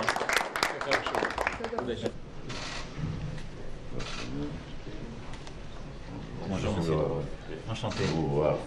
Bonjour, monsieur le Président. Comment ça va? Entraîneur russe. Je sais tout. Tout va bien? Bonjour, bravo. Hein. Enchanté. Bonjour.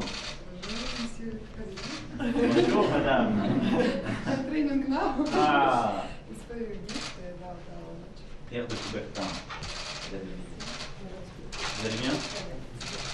Bonjour. Bonjour. Comment ça va? Bien. Merci à vous. Bonjour. Почти Vous allez bien? Ouais, super. Merci à vous d'être là. Спасибо. Так как у нас Россия и Франция дружат уже многие годы, тренер у нас француз, так что мы все родные, надеемся, так и останется в дальнейшем. Nous sommes tous en quelque sorte des parents. Это будет хорошей базой, хорошим примером для развития отношений в других гуманитарных. Ce sera une bonne base pour développer nos relations dans d'autres secteurs. Спасибо вам большое. И вам, удачи. У нас будет ответная встреча в Париже, и если у вас будет возможность и время, конечно, мы всегда будем рады.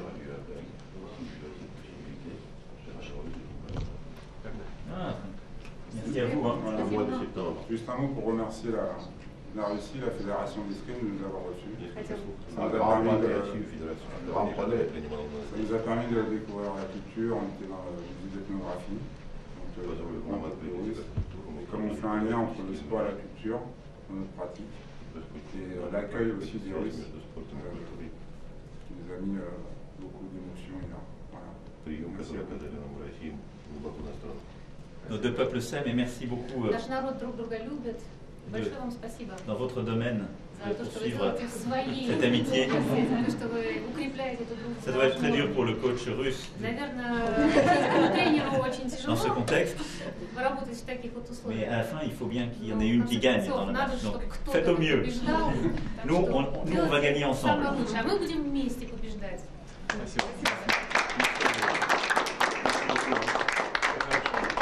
Merci. Merci beaucoup. Merci à vous. Bonne continuation. Thank you, Mr. Metz. Merci.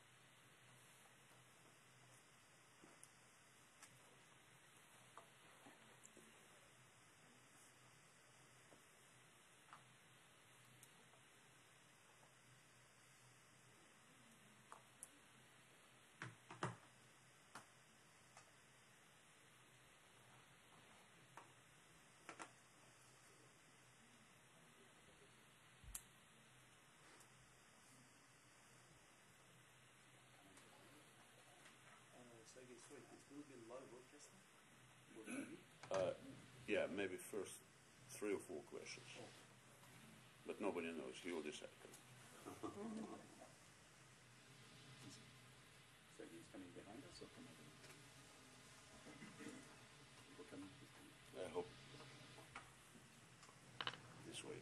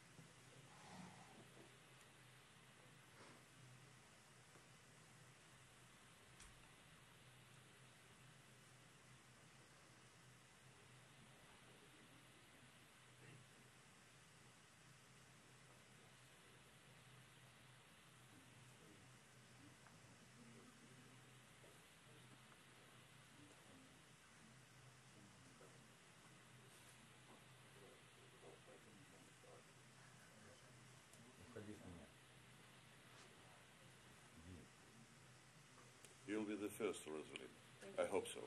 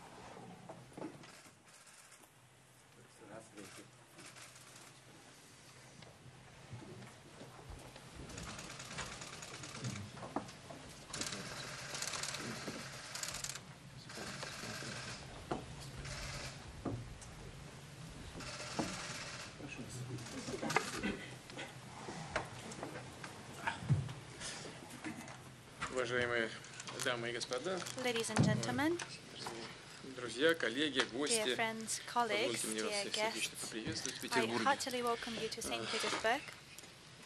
Спасибо, что вы проявляете интерес к нашей работе showing interest в рамках in the work Петербургского of the экономического St. международного Petersburg форума. International Economic Forum. Встречи подобного рода Such meetings стали as these традиционными. are traditional now. Площадка, где This is вы a и сами unique между собой format можете where you общаться. can Не думаю, communicate что with each other, график вашей работы позволяет вам в таком because I do not состоянии think that your busy часто встречаться. schedule provides дает any time for you возможность to meet. вас послушать и And it нам also gives me the opportunity to listen заявить о to своей you, позиции по тем for вопросам, а me они, to как правило, formulate носят our фундаментальный position характер, on the key которые, issues, the на ваш fundamental взгляд, issues, представляют такой большой, серьезный which are интерес. of interest to you as well. Вы слышали уже и мое You have выступление heard на my statement Петербургском экономическом форуме, at the plenary session of the видели forum. выступления моих коллег. В You целом heard the повестка statements of my понятна, colleagues. The позиция agenda России is по ключевым clear. вопросам Russia's тоже position понятна, is also поэтому я clear. предлагаю без So I suggest that больших моих вступительных слов with no further ado, перейти к we move нашей on дискуссии, к to our вопросам, к discussions, ответам, to questions, к to вашим answers, to комментариям your или моим comments, комментариям, or my с тем, comments, чтобы наша сегодняшняя so встреча that была our meeting today would be продуктивной productive и полезной.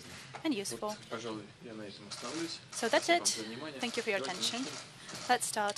Спасибо большое, Владимир Владимирович, Thank you very much, Mr. President, for finding the time. You said everything in your introductory remarks. So let's get down to business. As per tradition, we had no women at the table, but we have a woman here today, Rosalind Madison from Bloomberg.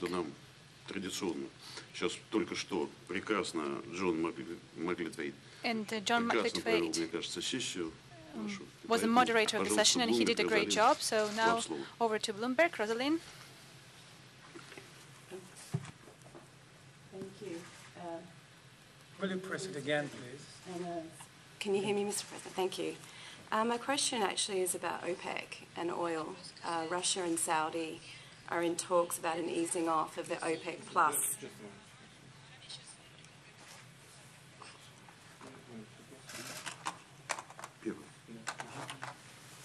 Should I start again? Thank you. Russia and Saudi are in talks about a potential easing off of the OPEC Plus agreement that caps output. I'm curious as to why that is. Is that because oil prices are too high? Is it because the US president has been pressing OPEC, or a combination of that? I'm wondering also what is a preferred price for oil for Russia? And if I might be so cheeky as to ask a very quick second question, will you tell us here today that you will indeed step down at the end of your next term? Thank you. Начнем с последнего. Let's start with your last question. Придерживался и придерживаюсь Конституции Российской Федерации. I stick to the Constitution of the Russian Federation. В Конституции ясно прописано. Не более 2 And in the Constitution it is written that you can have no more than 2 consecutive terms, so no more than 2 terms, and this is my second term. Я был дважды до этого президентом, а As you потом remember, покинул I was president twice before that, and then I left the position because the Constitution didn't provide for me to be re-elected, and I want to stick to this regulation as well. I guess I answered your first question, and as for your other question, we have business-like and constructive relationships в сфере сотрудничества с некоторыми странами when it comes to cooperation with the OPEC countries, first and foremost Saudi Arabia, по взаимодействию в энергетической сфере. We cooperate in the energy sector.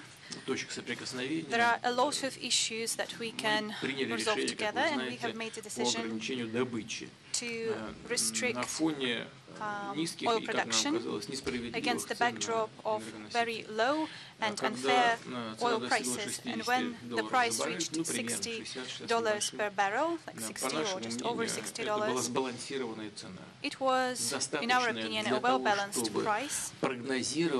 It was enough for us to forecast the necessary investment and to make those investments. Everything beyond that может вызывать определенные проблемы для потребителей, в чем основные производители тоже не заинтересованы. Поэтому вот тот небольшой всплеск, который мы наблюдаем сегодня, он, с одной стороны, вроде на пользу идет российскому бюджету. On the one hand, it will benefit У нас растут и золотовалютные резервы, budget. Our gold reserves are increasing, and over the last year, the surplus of the trade turnover stood at $130 billion. This is positive. That is true, but on the other hand, we understand that our competitors are also increasing their capacities, especially shale oil producers in the United States. They take up a special niche on the market. We have nothing against that, because this oil is mostly on the American market. But we do not want to have this endless increase in prices for commodities. And if you ask me what price do we consider a just price, a fair price, just or not, we were quite okay with $60 per barrel. It was not an easy task to negotiate the positions of all of the negotiations process with regards to quantitative reductions in oil production. This was not easy to talk with all of our partners, especially considering that Iran had to cut its oil production, and they wanted to have exclusive growth when it comes to oil production, exclusive increase. But in the end, we've managed to strike a proper balance, which was satisfactory for everyone, and the result was positive for everyone. Even before President Trump's decision to pull out from the Iran deal, we've been talking with our partners in Saudi Arabia to continue consultations. But we also talk about the need to take into account what the situation in the global market is. I'm talking about oil reserves, which were eaten up, so to say, by the world economy. We're talking about the increase in consumption. We took all those factors into consideration, and we will continue our consultations. To be honest, we did not plan to keep all our previous agreements in full, so there's nothing unusual about that. We keep working, and we'll keep working just like we have decided before. And as to what will come next, well, practice will show. A lot will depend on whether the Iran deal would stand and how it will affect the global energy market. We believe that the global energy market is well balanced. There is no surplus now observed, and it should be just. And any artificial restrictions caused by geopolitical strategies will not benefit the global economy. They only harm the global economy. Thank you, Rosalie. This year, Mr. Putin, we hold the Global Media Council. We've had 5 congresses up to now, and this council is headed by Mr. Marshall, who also is the head of Press Association, which is the leading English agency, which celebrated its 150th anniversary. And once again, congratulations. And your question. Mr. President, the UK government has blamed Russia for the poisoning of the Skripals in Salisbury, sparking the expulsion of 150 of your diplomats from nearly 30 countries and severely impacting the relations with the West. The head of Britain's MI5 agency says your officials have put forward 30 different theories for what happened to the Skripals. He even accused the Kremlin of barefaced lying. Mr. President, given your experience and your time in the KGB, what do you think is the most plausible explanation for what happened to the Skripals and the poisoning? And what steps can you and the UK Prime Minister Theresa May take to start to rebuild the relationship and the trust between Russia and the UK?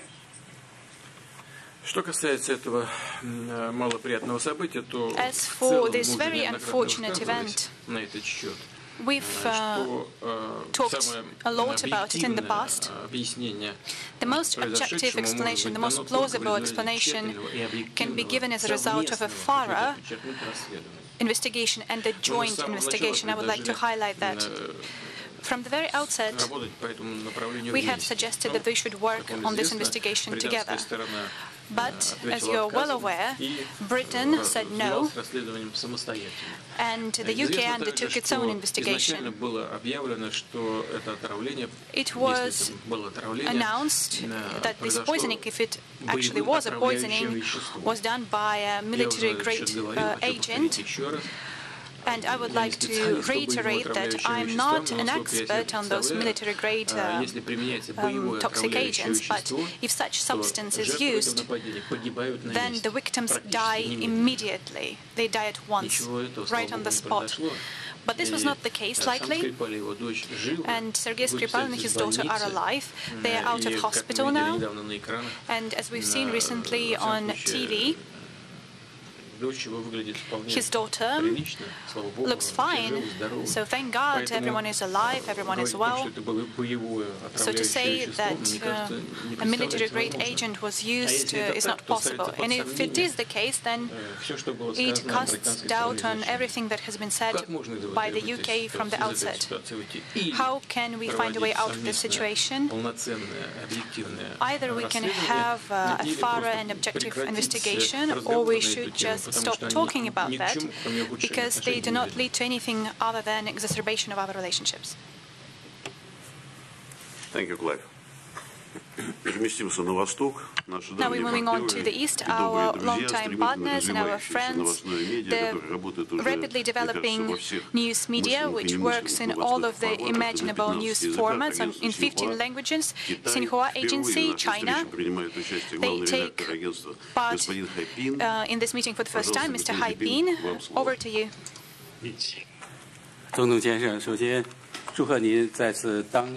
Mr. President, I would like to congratulate you on your re-election. Our relationships under the guidance of President Xi Jinping and under your leadership keep developing and are at the historically high level. Very soon, you are going to come with an official visit to China, and you're going to take part in the SCO summit. And I would like to ask, during your term, how can you possibly continue the development of the Russian-Chinese strategic partnership and cooperation, including such issues as integration of Eurosec and One Belt, One Road initiative. And in Qingdao, you will take part in the SCO summit. So what are your expectations of the summit? Thank you very much. There is no need to give my assessments of the very high level of the Russian-Chinese partnership. We talk about the privileged strategic partnership, that this is indeed the case. We have a proper cooperation plan in place, and we want to expand our cooperation further. As for cooperation in politics, I believe that the latest decisions taken at the Communist Party Congress create firm groundwork for further strengthening of Russia-Chinese relationships, because they make our relationships more stable and create the proper conditions for us to forecast and to plan in the short term and in the long term. This is a major factor in Russian-Chinese relationships. That's the first thing I wanted to say. And the second is, when it comes to practical implementation, we have set out specific measures to deepen our cooperation in a variety of economic sectors. China is Russia's largest trade partner. The trade turnover stands at more than $86 billion, and we will going to develop further. And maybe we will reach $100 billion per year or more. It is great that we see diversification and better structure of the trade turnover between our countries. And last year, the trade structure saw the increase in volume of supplies of machinery to the Chinese market from Russian companies. Now it's more than 9%, and this trend is ongoing, and we are happy to see that. We are working more and more actively in high-tech, and China and Russia both has something to offer to each other. We are working on investments as well. China is one of the largest investors in the Russian economy. They are also a reliable partner, and under the leadership of President Xi Jinping, a number of major projects have been implemented, and without his support, it would not be possible. And those projects will benefit the development of Russian and Chinese economies. I'm talking about energy sector, hydrocarbons, nuclear energy. Our first steps on the path to renewable energy. This is machinery, space industry. And I guess that we can make additional steps on this path to cooperate in space exploration. We're talking about aircraft industry and, of course, agriculture. We hope that we'll be able to boost production and invest in this area, and we will actively work on each other's markets. Now, finally, regional cooperation. It's getting more and more multidimensional. We expand infrastructure. We're building bridges and roads. We are establishing direct connections between the people in the region and between China and Russian regions close to the Chinese border. We have a very promising future, and we will work to tap into them.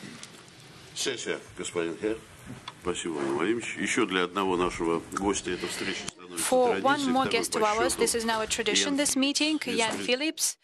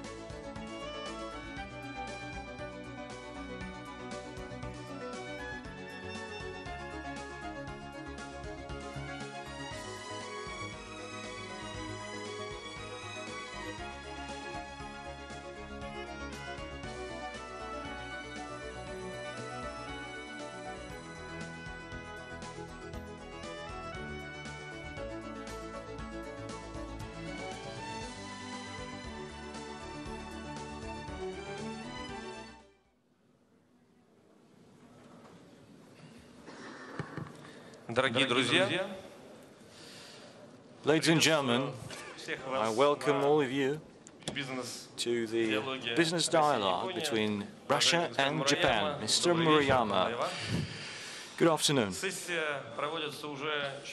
the fourth time that we've been having this session as part of the St. Petersburg International Economic Forum, and our meetings have become a good tradition.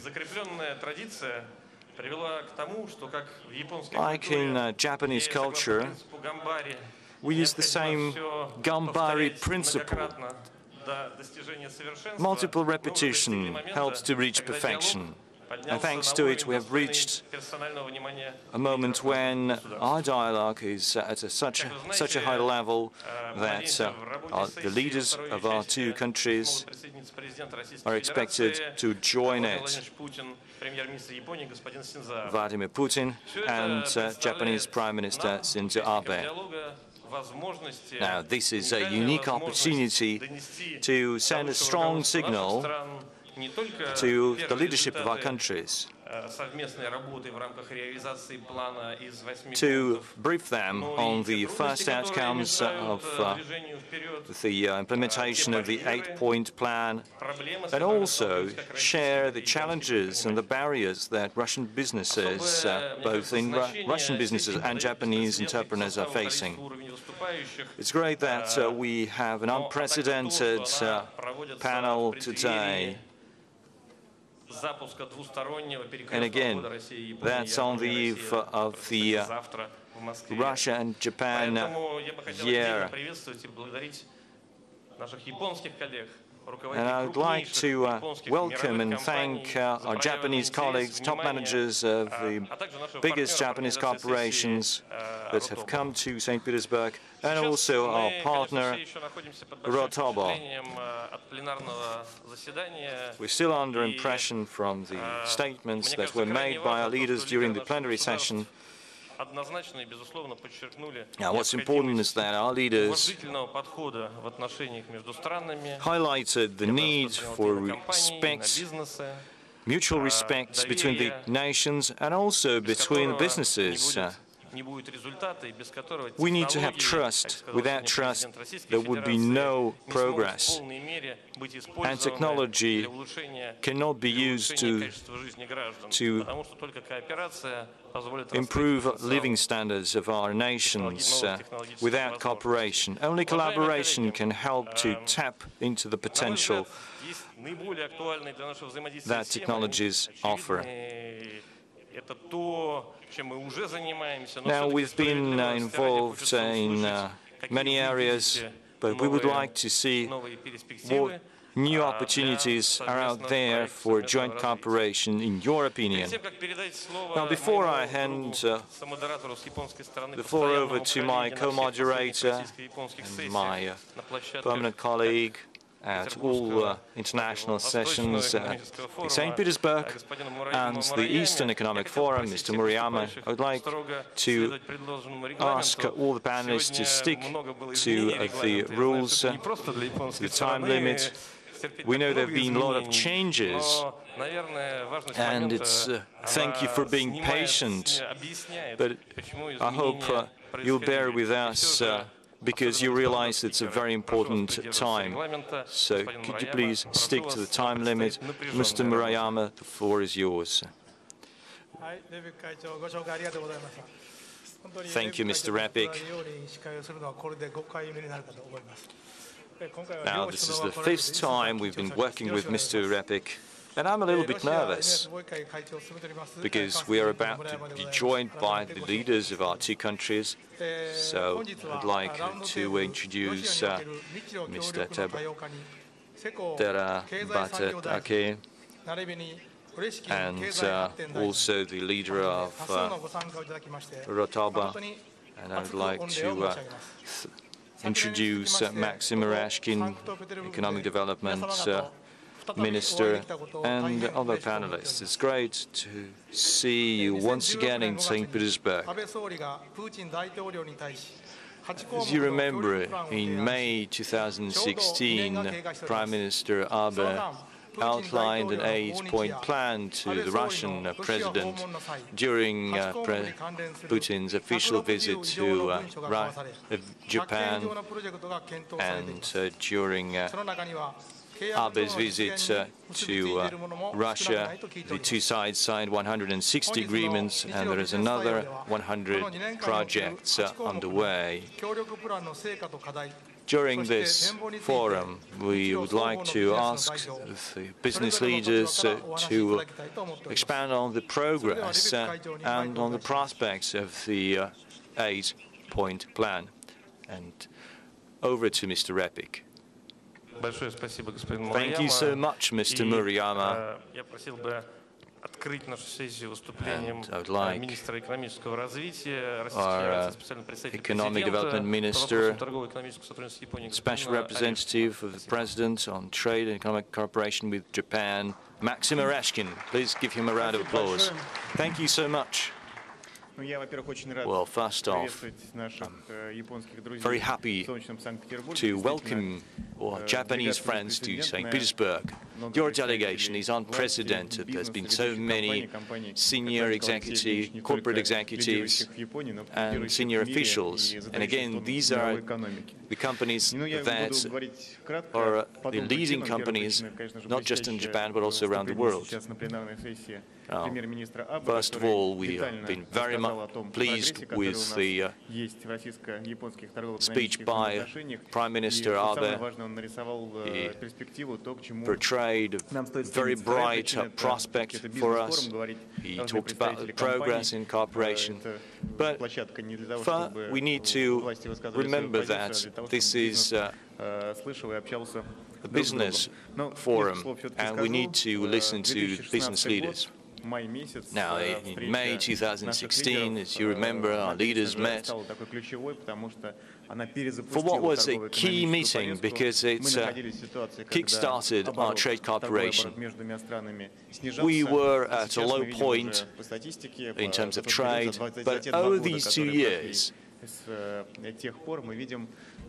we've seen a huge progress. Our trade turnover has been growing. It has continued to grow this year. We all realize it's a low base effect. There have been not that many Japanese companies in Russia, not many Russian companies in Japan, so it's a gradual, slow but steady process, and it's natural. During the first meetings, we signed mainly MOUs, but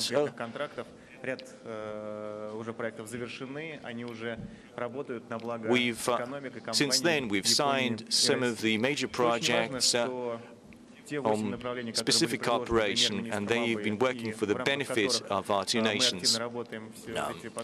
Prime Minister of Japan, Mr. Abe, outlined his 8-point plan, and we've added digital economy, labor efficiency, and definitely they apply to all the 4 areas where we're working on. So it means that there'll be more projects to come, there'll be more areas where we would need to cooperate, there'll be more companies and joint ventures that would be set up in countries and that would be exporting their products to third countries. We're seeing more direct investment pouring in. So congratulations once again. It's great that we've finally launched this business dialogue, and welcome to St. Petersburg once again.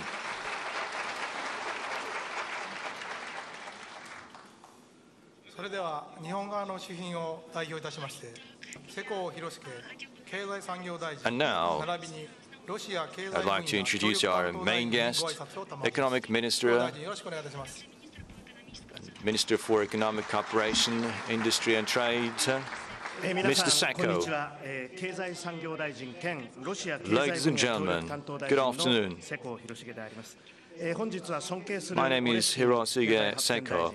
I'm Minister of Economy, Trade and Industry of Japan, and also the Minister for Economic Cooperation with Russia. I'd like to thank Minister Oreshkin, Mr. Murayama, and also Mr. Repik, the President of the Russian-Japanese Business Council, for this wonderful opportunity to greet both the Japanese and the Russian business leaders and officials. Mr. Oрешkin said Mr. Epik said we need to be brief. I would like to be brief, but I've come from far away, from Japan, so I hope that you'll bear with me if I speak longer than Mr. Oрешkin. Russia got a new president and a new government. We very much hope that the new government will be able to maintain trustworthy relationship that we have built earlier as we continue to implement the 8-point plan. Right now we have 130 projects and more than half of them have been implemented.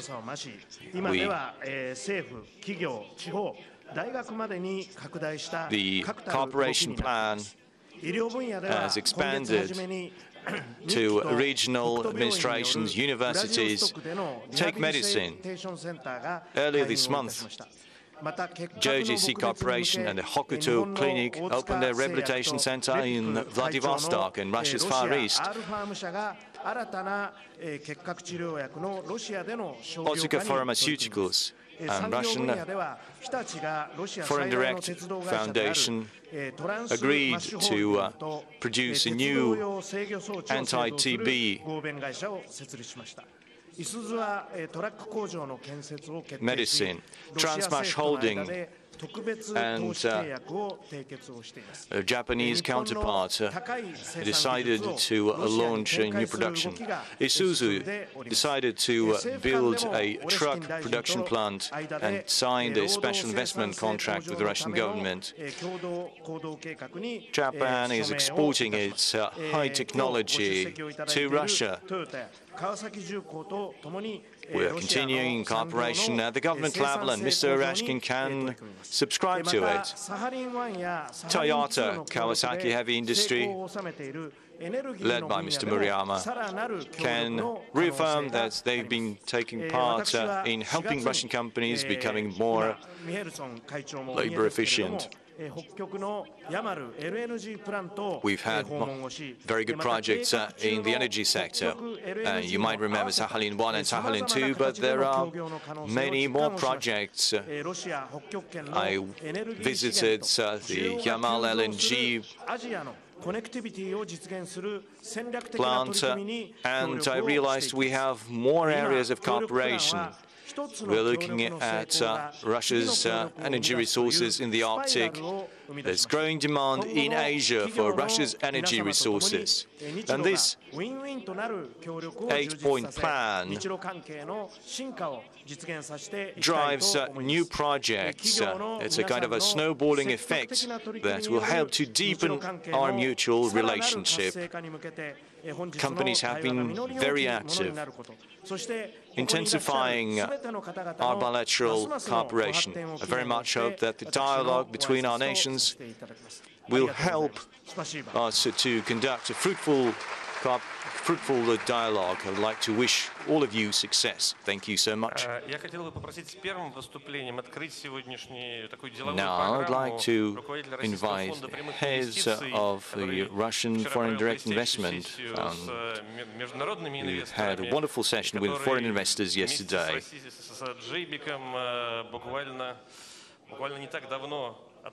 And he opened the joint Russian-Japanese fund. That's had a lot of progress. Kirill Dmitriev. Well, thank you very much, Alexei. I would like to greet both Russian and Japanese delegates. It's great that we have such a representative Japanese delegation. We had a gala on behalf of the Russian president yesterday. We've had one of our Japanese colleagues speaking there. He talked about the recent project, and Mr. Sanka and Mr. Oрешkin pointed to the great projects that we have. And these newly set up Russian-Japanese investment fund can be helpful in implementing new projects. And we've already invested in Transneft, one of the key infrastructure players in the world. And this is investments into the Doctis company that's building an online platform. We're now announcing about the construction of a gas and chemical plant, and we'll sign 3 new agreements that we'll announce tomorrow. And we'll be investing into the pharmaceuticals industry, and you're very much aware of this company. I will not mention its name.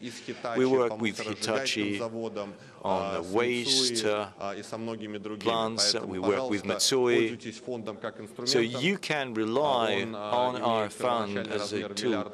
We have the initial capital of $1 billion US dollar, and Prime Minister Abe visited our office here, and it was a great honor to show him the projects that we've been involved in.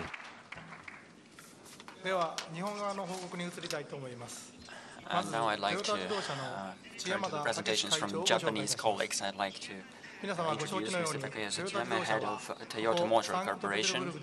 As you know, Toyota Motor has built its own facility and plant in St. Petersburg. Please, Mr. Tamari, you have the floor. Thank you for this introduction. My name is Uchiyama Teruzaru. Toyota launched a wonderful plant in St. Petersburg in 2007, and today we are celebrating the launching of the new Camry model, Toyota Camry model in Russia. We have completed big work which is behind us in the recent 10 years, thanks to the investments to the industrial capacities. And thanks to our work, the volume of production of Toyota grew from 6,000 units to 10,000 units, and the number of employees grew threefold, reaching 24.5 thousand people. We hope that as we move forward, the overall investments will reach $1 billion until 2020. And I think that the success story we have today would not be possible, would not be possible without Mr. President Putin's support, without the support of the regional government, and without the support of our local suppliers and leaders and partners. I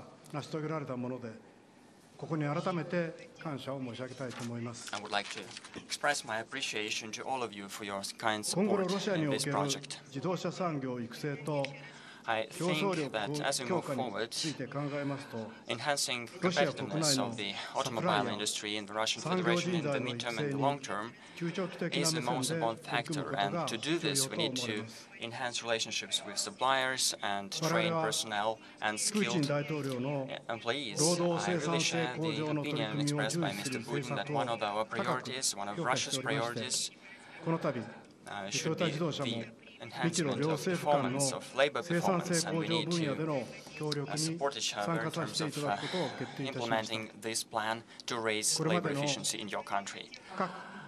Our company would like to share its unique experiences and practices in the field of developing systems, and we would like to enhance and also share experiences on Kaizen system and the capacities we are running at our plant. The automotive industry is related not just to manufacturing cars, but also to working with other industries. That is why we need to enhance labor performance and develop personnel and labor in other industries represented by suppliers. Our standard approach involves focusing on a number of industries, including developing personnel, both of our company and our suppliers, to raise the quality of their products and raise the quality of products we produce. This is to help the development of the economy. In modern reality, we've seen bigger competition in the global level.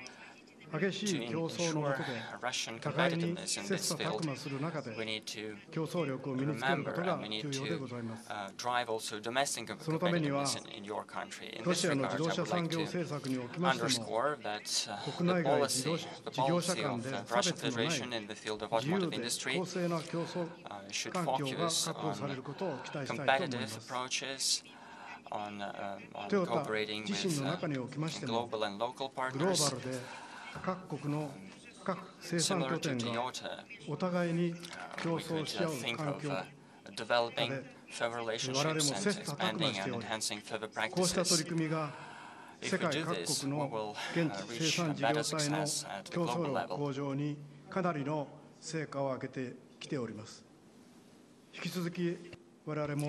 Toyota will further implement its plans to raise its competitiveness in Russia, and it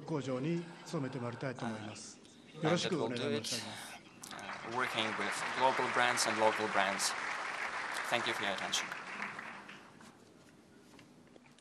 А теперь я просил бы взять слово представителя руководителя, главу российских железных дорог, потому что наше сотрудничество очень серьезно зависит от того, насколько быстро, оперативно мы можем взаимодействовать. Connectivity — это то, о чем думают многие российские и японские потенциальные партнеры. Спасибо большое. Уважаемые коллеги, для меня большая честь сегодня выступать здесь. Я хотел бы поприветствовать наших японских коллег, сказать огромное спасибо за сотрудничество и за те результаты, которые мы имеем. Они очень позитивные. Сегодня Япония является одним из крупнейших торговых партнеров России в Азии, и наш транспортно-логистический холдинг РЖД все больше внимания уделяет, как уже сказано, развитию сотрудничества с японскими компаниями. Мы сотрудничаем по различным направлениям, но, конечно же, ключевое направление – это развитие перевозок грузов по Транссибу и современные транспортно-логистические продукты. Надо отметить, что около трети всех перевозок, 30% по Транссибирской магистрали, грузы в сообщении с Японией. В прошлом году перевезен рекордный объем более 44 миллионов тонн. И это почти на 10% больше, чем в 2016 году. И это не предел, поскольку мы продолжаем развивать нашу продуктовую линейку, и президент России Владимир Владимирович Путин поставил нам задачу от восточных до западных границ проезжать в течение 7 дней, и мы такой продукт в ближайшее время представим. Кстати, надо отметить, что за последние 6 лет контейнерные перевозки в сообщении с Японией увеличились на 70%. Положительную динамику мы видим и в этом году, как уже было сказано. Многие годы наша компания успешно сотрудничает с флагманами японской экономики, такими как Toyota, Mazda, Mitsubishi. Мы предлагаем нашим японским партнерам полный комплекс логистических услуг. В октябре 2017 года мы создали информационную службу единого окна для японских компаний. Если говорить о задачах на будущее, мы готовы развивать бесшовную логистику в Северо-Восточной Азии, обеспечивая эффективную стыковку морских и железнодорожных маршрутов. И совместно с Минтрансом Японии планируем организовать серию тестовых перевозок. Значительные перспективы открываются для развития терминально-логистической инфраструктуры российских железных дорог, в первую очередь на направлении Восток-Запад. И мы будем рады видеть наших японских коллег в качестве участников и стратегических инвесторов в таких проектах. Ну и, как уже было сказано, давайте заглянем в будущее. Наиболее масштабным проектом, который возможно реализовать только совместными усилиями, является соединение Японии, России и Евразии в целом через острова Сахалин и Хоккайдо. Мы заинтересованы в том, чтобы в сотрудничестве с японскими партнерами детально изучить технико-экономические параметры соединения железных дорог наших стран. Первый шаг We've already made the first step. We have started developing, we've started working to perform the feasibility study, and this year we are planning to finalize this study. Experts say that this new route can handle up to 130 million tons of cargoes annually. And we think that it's important to develop both cargo capacities, but also other capacities. We also think to develop some other mutual synergies. Another important area we want to focus as we move forward is to upgrade the healthcare systems, the healthcare facilities of Russian railways. We've set up a pilot project to create the preventive medical healthcare system in Khabarovsk. With the support of the Ministry of Healthcare of Japan, we attracted the consortium of medical partners of Japan to this project, and the investment volume is about 1 billion yen. We will provide the capacities to this center, and we think that this project will be successful, and we want to replicate this experience as we move forward. In conclusion, I would like to mention that I just said a few words about the future, but also have described a number of results we already reached, which confirm that we have a very good mutual relationship and very bright future ahead.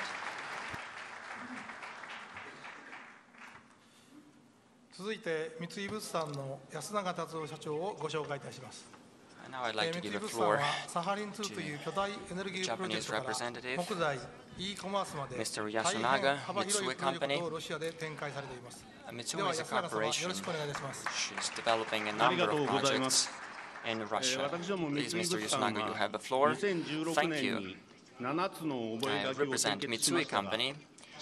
In 2016, our company, when Mr. Putin visited Tokyo, signed 7 memorandums of cooperation. We finalized investment to the R-Farm company, and we are currently discussing other projects to develop and to build on this momentum.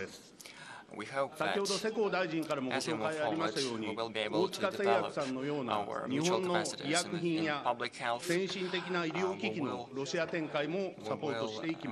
share our experiences and supply advanced medical drugs from Japan to Russia. In energy, we will focus on a number of promising projects.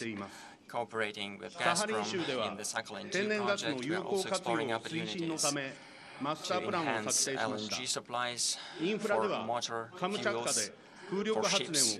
In the Sakhalin region, we have drafted a master plan for efficient use of natural gas in infrastructure. We built a windmill in Kamchatka, and built an efficient system of an efficient electrical grid. In agriculture, we are developing exports of soya and corn, which we produce without GMO. These products are in big demand. In Japan, we've also started developing and producing energy, green products. I'd like to reiterate the words I said last year at this forum, that Japan and Russia are the countries that have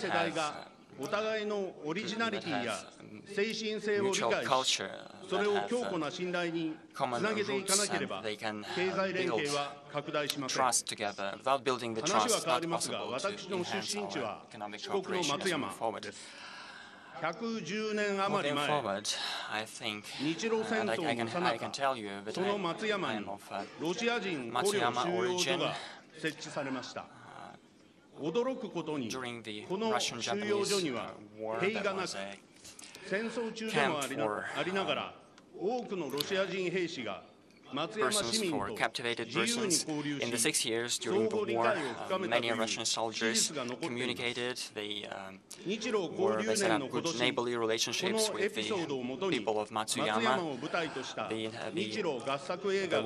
30,000 people in Matsuyama at that time. So all this was the source for the screenplay of the movie, which is now being filmed in our city, in the city of Matsuyama.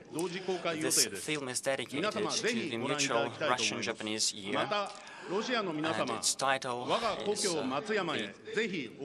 captured in Sakura. I'd like to invite all of you to watch this film, which will be shown in the spring next year. I would like to invite you all to visit our city, Matsuyama.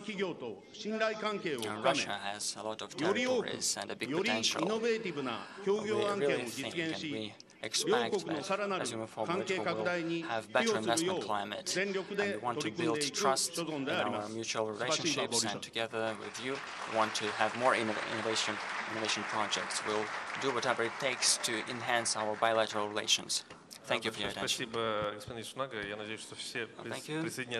I think that everyone will accept your invitation to watch the film. I'd like to give a floor to Mr. Likhachev, head of Rosatom. You don't produce any films, do you? Уважаемые господа сопредседатели, господин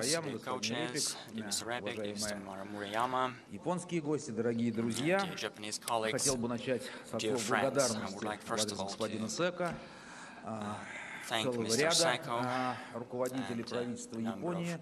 В конце 2016 года мы подписали меморандум о расширении сотрудничества в сфере использования мирного атома, практически перезагрузив повестку дня двустороннего сотрудничества в атомной сфере. И надо сказать, что на сегодняшний день, наверное, это сотрудничество полностью соответствует девизу нашего форума, создана атмосфера доверия. В свое время японские друзья протянули нам руку помощи с целью решения накопившихся проблем атомного наследия на Дальнем Востоке. На сегодняшний день мы принимаем активное участие в решении актуальных проблем японской атомной отрасли.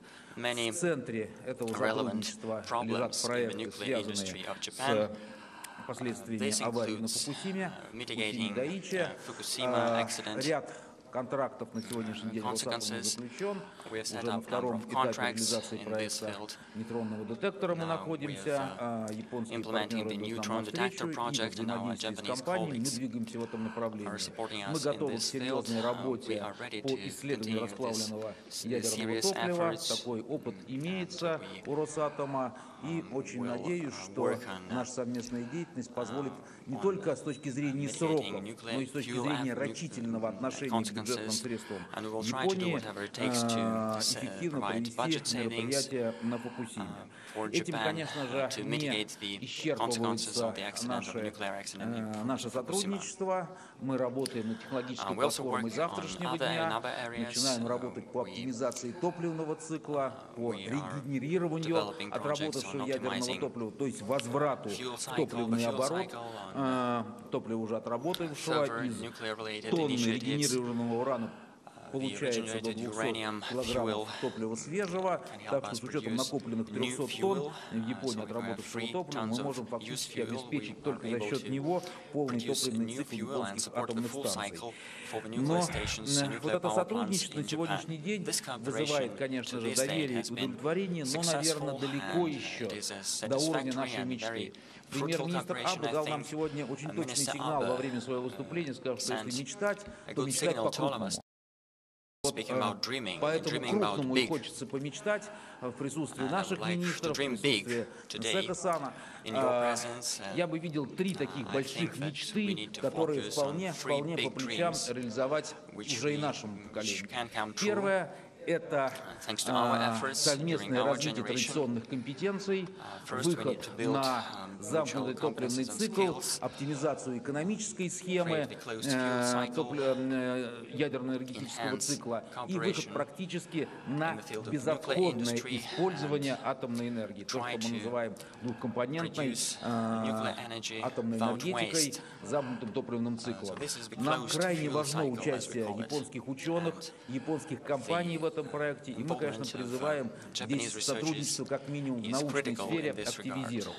В этой же части лежит, наверное, и сотрудничество в интересах третьих стран. На сегодняшний день мы прорабатываем целый ряд вопросов, связанных с привлечением японских компаний к строительству станций российского дизайна за рубежом. Наш зарубежный пакет только в горизонте 10 лет — это 33 энергоблока. Мы видим возможную локализацию японских компаний в них практически в каждом из проектов.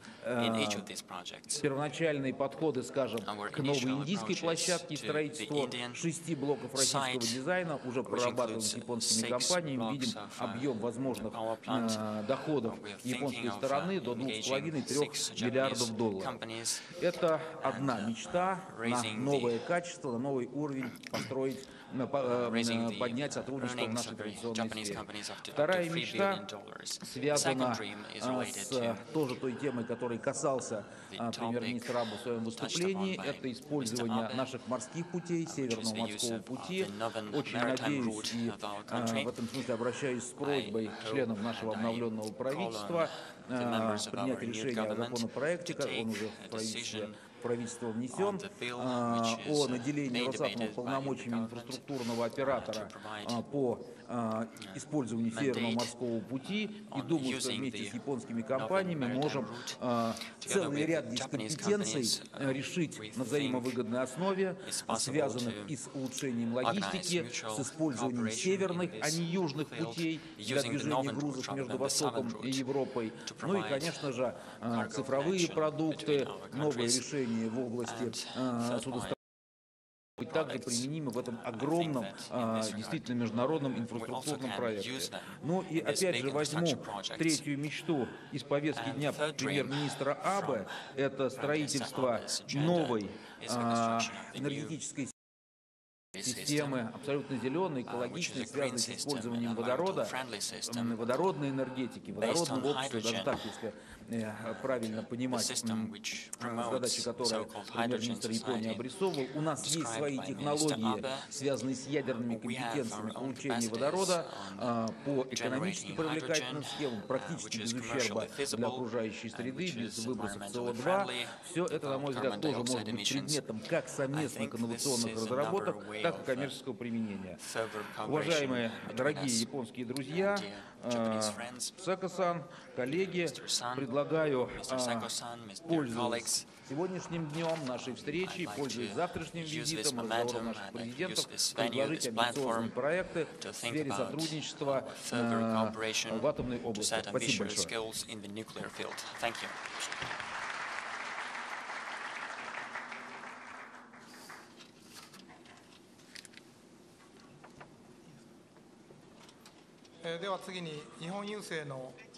And now, I'd like to invite Mr. Nagato, President of Japan Post Holdings. This company has been working on a new joint project with Russia. Good afternoon. I'm Masatsugu Nagato. I'm President of Japan Post Holdings. Post of Japan is 100% subsidiary of our corporation. We signed several MOUs, including between the Ministry of the Interior and Communications of Japan and the Russian Ministry of Mass Media and Communications, and we have an MOU between the Russian Post and the Post of Japan. I'd like to highlight several points. Efficiency of logistics. If you have some item that you want to send from Japan to Europe, well, we used to send them via a plane, but right now we decided to use that to send it via Russian railways. We cut the number of days that are needed in two. Then e-commerce. Last year we ran a pilot project when we sold Japanese goods in the offices of Russian Post. We got very positive reviews from Russian customers. More than 2,000 items of Japanese goods are now available in the Russian post offices from May the 20th. We are also looking at the possibility to introduce catalog-based sales and more items to be available for Russians. Third, we need to exchange best practices in terms of post office experience. We'd like to exchange experience in establishing call centers. Going forward, we'll continue to exchange best practices in other areas. We would like to sign a new MOU. Today, we actually concluded a new MOU. We very much hope that this will make a strong contribution to the development of our relationship. It's been a big event. We've also issued a new postmark dedicated to the mutual year of Russia and Japan, and we redeemed that post stamp. This was an official ceremony. There are 4,000 post offices in Japan. Russia also operates a huge network of post offices across its entire territory. Now, if we distribute those post stamps, this will be definitely very emblematic of our efforts and will unite our people and help to strengthen our relationship on a person-to-person level.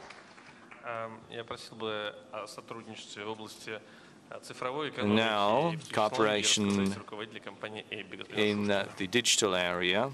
Mr. Shushkin from AB Russia. Good afternoon, ladies and gentlemen. It's a great honor in front of such a distinguished audience. Now, AB Russia is a Russian company that was born in the 1990s. We've been there for more than 28 years.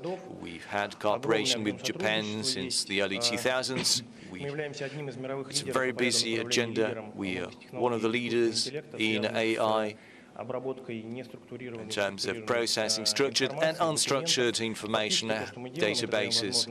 What we do is that we enable companies to cut costs in routine operations. So when you need to transfer information from documents into databases and then analyze, we cooperate with Canon, Panasonic, Konica Minolta, Rika.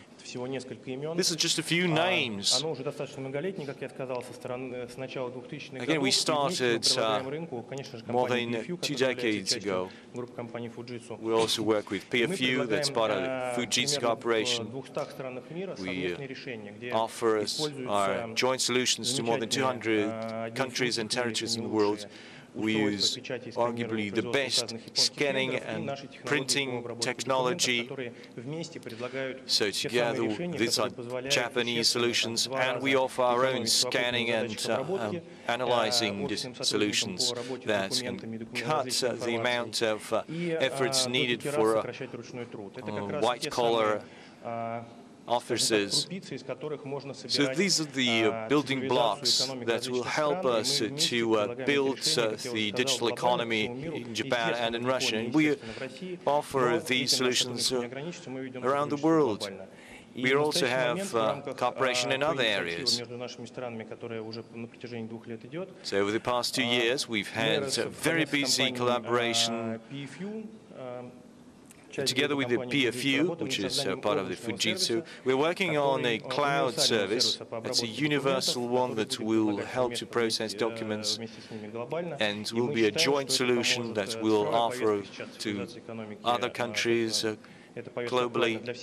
We know that there will be a lot of demand for it. It will help us to expand our business. It will be a very relevant project for Russian and Japanese businesses, and hope that next time here in St. Petersburg we'll be able to brief you on the progress that's been achieved in implementing this project. Thank you. Our next speaker is Mr. Terabatake from Japan Tobacco. This company has a plant in St. Petersburg and also other cities in Russia, and its share in the market is the biggest in Russia. It's a great honor for me. Thank you for the opportunity to speak here today. Our company is a global tobacco producer. We operate in more than 70 countries. And we also have our sales in more than 130 countries. We're also working on pharmaceuticals and food processing in Japan. Our overseas operations account for 60% of our revenue, and Russia is a key market for us. We've been working for a long time in Russia. We began in the 1990s. We first exported and sold our products there, and in 1999 we bought Argerk, a local company, and now we have headquarters in Moscow and an office in St. Petersburg. We have a plant in St. Petersburg and also in the Lipetsk region. And that's 4,000 jobs. We also contribute to the, in terms of taxation, that's 1.5%. And we've had very good dialogue with the Russian government. Our investment policy has also been very active. Total amount of investment into Russia has been $2.8 billion US. That's a total since 1999. And in March this year, we announced the purchase of JC Tobacco in Russia. It's a deal worth 90 billion rubles. And our share will grow up to 40% following the deal. This has helped, and this will certainly contribute, will help us to contribute further to the development of the Russian economy. Right now we are working on helping to curb piracy and counterfeit cigarettes across the Eurasian Economic Union.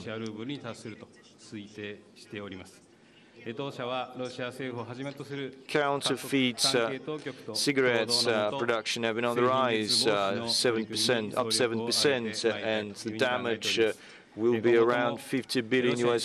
So we've been partnering with the Russian government in fighting counterfeit cigarettes. We would like to facilitate economic exchanges between our countries as a pioneer in the investment area. Thank you. Thank you so much. We have some more minutes to get a brief on regional cooperation. Acting Governor of the Primorye territory, Mr. Tarasenko, could you share your experience? We already heard about the Kokoto Clinic, but I'm sure the Japanese investors have much more projects that they can implement here in Russia. Friends, for us, Japan is a strategic partner. In 2017, the trade turnover with Japan was $742 million, up a third on the 2016 figures. We have more than 30 Japanese companies. We have offices of 2 Japanese banks. We have 5 ports that have a connection to Japan. The tourist flow back into Japan was up 44% in 2017. We have joint investment projects underway, like car assembly plants, Mazda production, deep wood processing, Fumisama company. We have a Russian joint medical diagnostic center in Hakuto. We have a first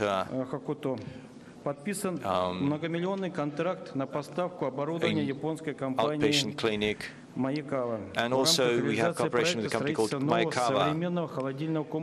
We are building a new freezer equipment plant for the port. Ieda Group will start building low-rise cottages for our people. Upon the initiative of Mr. Abe, who visited Primoria twice, Vladivostok is working on urban development. A Japanese company provided a draft master plan for the city of Vladivostok that's already been submitted.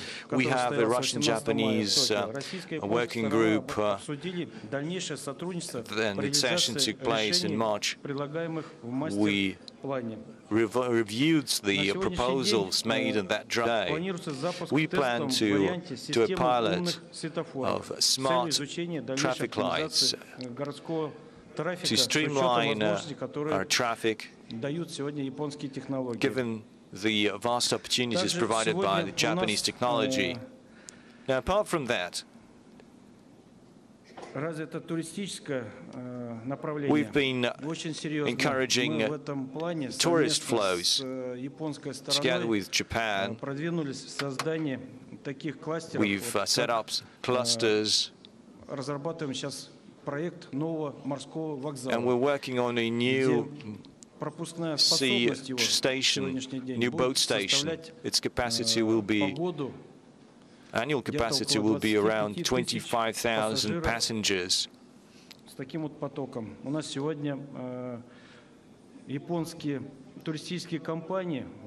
Japan tourist companies have brought cruisers that bring up to 4,000 passengers.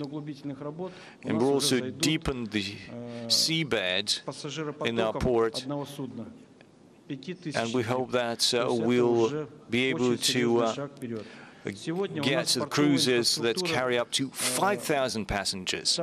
And our port infrastructure has been upgraded. In particular, we have new high-tech production and processing facilities for coal. We signed a series of agreements. Japanese technology will be used in coal terminals in ports so that we cut the impact of coal dust. We are open to further cooperation with Japanese companies. We are ready to assist them in every way possible. Thank you.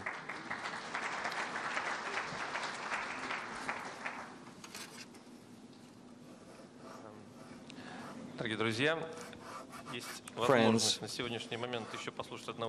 we have time for one more representative, Mr. Nikitin.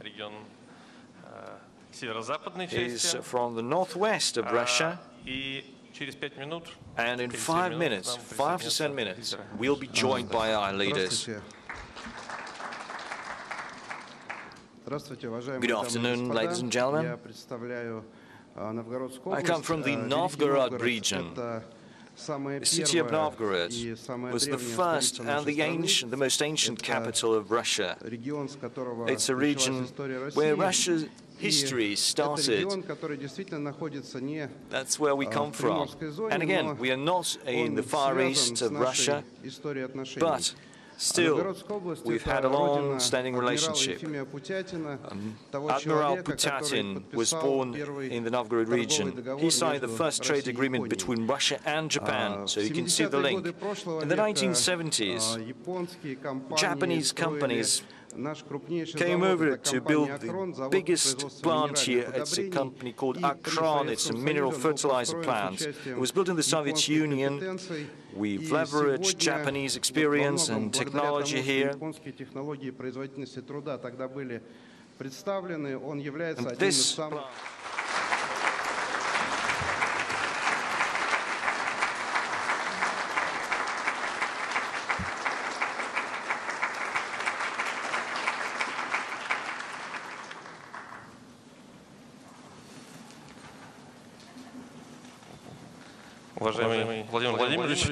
Mr. President, Prime Minister Abe, you're right now present at a record in regard to length, business dialogue, and between Russia and Japan. Please allow me to welcome you on behalf of our community. Today, in our audience, we have about 200 leaders representing largest companies, not only of two countries, but largest global companies, and that highlights unprecedented interest for our economic relations. And the level of the discussion that we have held testifies to the seriousness of our intent in implementation of projects. Despite the fact that portfolio of this project has already exceeded hundreds of millions of dollars, many have now entered the implementation phase. So we're going to continue this conversation between practitioners and not theoreticians. As for barriers that stand in our way of moving forward, we have outlined also promising avenues for cooperation. For example, Toyota has told us about more than 16 billion, 1 billion in Russian economy, as well as the tobacco deal for more 1.5 billion. As for Rosatom, Alexei Likhachov has shared his cooperation with Japanese colleagues in regard to Fukushima mitigation and creating competitive products together. And this proposal to create added value chains between Russian and Japanese companies, this is topical not only for Russia and Japan, such as Rosatom, but this is also very relevant for small companies in Russia and Japan. For example, Abe told us about data analysis using artificial intelligence in cloud technologies that they're doing together with Fujitsu. We also went on to discuss a very topical issue that had to do with the need to cooperate in increasing labor productivity. Toyota is already helping Russian companies. Japanese Post is working together with Russian Post, and they managed to achieve that. The fact that right now at the French dialogue we're talking about greater Europe, but also there is a Eurasia, we can talk not only of Lisbon, Vladivostok, we can talk about Lisbon, Tokyo. There was greater cooperation, thanks to cooperation between Russian Post and Japanese Railway. The president of Russian Railways had a very high evaluation on the promise of our joint development of transport infrastructure. They were talking about that and about healthcare as well. They're solving tasks that had to do with increasing lifespan, where Mr. Prime Minister was talking about that as well. Right now, we have already started cooperation with Japanese partners in modernizing hospitals of Russian Railways. What I would also like to highlight, there were questions asked. And for today, Mr. Yusung from Mitsui Company said about the conversion of agreements of understanding that were signed during your historic visit to Tokyo, when our colleagues call it now. Many agreements were signed, and right now almost all of them are implemented in real life. As for the outlook, the company was saying that they started shooting a movie about love between of a Russian soldier and a Japanese girl, because without understanding the cultural peculiarities, it is hard to create closeness between the economies. In order for the projects to be more efficient and effective, that we're discussing today, for such projects to multiply, our sovereign fund, RDIF, together with JBIC, have created a Russian-Japanese investment fund, which was also, they were also presenting their outcomes. They're very impressive, very tangible. Mr. President, I would like to ask you to make an intervention and welcome representatives of Japanese businesses, and would like to ask Mr. Abe to add his insights. Thank you. I would like to say just a few words. Japan for us is, of course, one of priority partners for cooperation in Asia-Pacific region, but not only in Asia. We would also like for our relations with Japan to be global.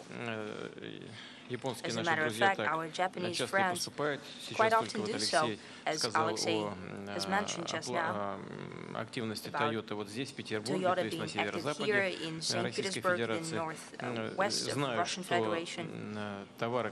We know that goods that are produced here, they enter not only the domestic Russian market, but they also enter third countries' markets. You know that Russia is actively pursuing integrational processes постсоветском пространстве мы создали, ну, многие точно совершенно в курсе, Евразийский экономический союз.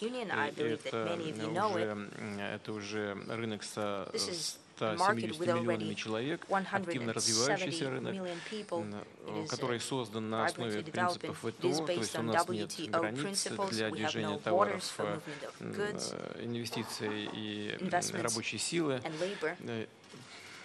Это очень удобно работать на таком рынке, в том числе и через Российскую Федерацию. Мы с большим интересом восприняли инициативы премьер-министра Японии, господина Абе, по развитию российско-японских отношений по 8 приоритетным направлениям, и на этой базе создали свой план, предложили свой план из 80 приоритетных проектов. Некоторые из них уже начали развиваться. Всему миру известно достижение Японии в сфере высоких технологий, в отдельных отраслях производства, где Япония была и остается абсолютным лидером. Разумеется, мы заинтересованы в работе по этим направлениям. Большое значение придаем развитию традиционных сфер взаимодействия, в том числе в энергетике. Ну, вот здесь уже упоминалось автомобилестроение. Господин премьер-министр указывал в том числе и сегодня на панельной дискуссии о возможности работать в сфере здравоохранения. Здесь есть конкретные предложения, в том числе совместной борьбы с онкологическими заболеваниями. Должен отметить, что и России в этом плане есть что предложить нашим японским друзьям и партнерам.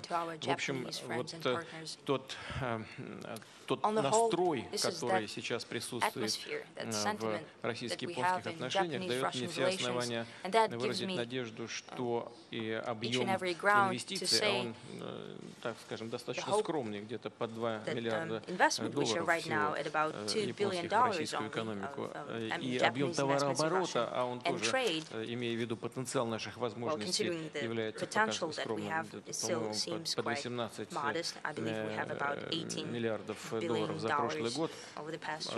Все это может быть многократно увеличено. Многократно. И мы знаем о заинтересованности наших японских друзей в развитии отношений. Хочу заверить вас в том, что со своей стороны будем делать relations, I would like to say that we'll do everything in our power to produce a conducive environment for investment and for economic activity. Thank you very much. Putin 大統領、ありがとうございました。それでは続きまして、安倍晋三日本国内閣総理大臣にご挨拶を賜ります。I would now like to give the floor to Prime Minister of Japan, Mr. Shinzo Abe. Mr. Abe, you have the floor.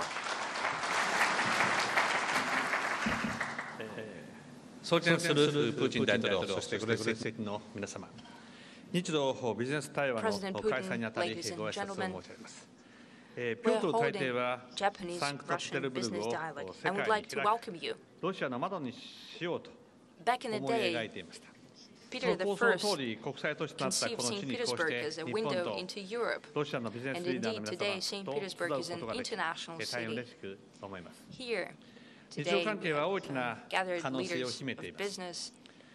その潜在力を現実のものとするため、ちょうど2年前、As for the implementation of this potential, 2 years ago, I have proposed to President Putin a plan of cooperation on 8 points.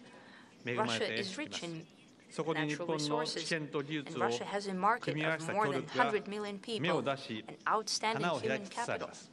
Cooperation based on added resources concerning knowledge and technologies of Japan already bears fruit and gives us first blooming flowers. We have more than 130 projects in our joint cooperation, and more than half of it have already taken off the paper.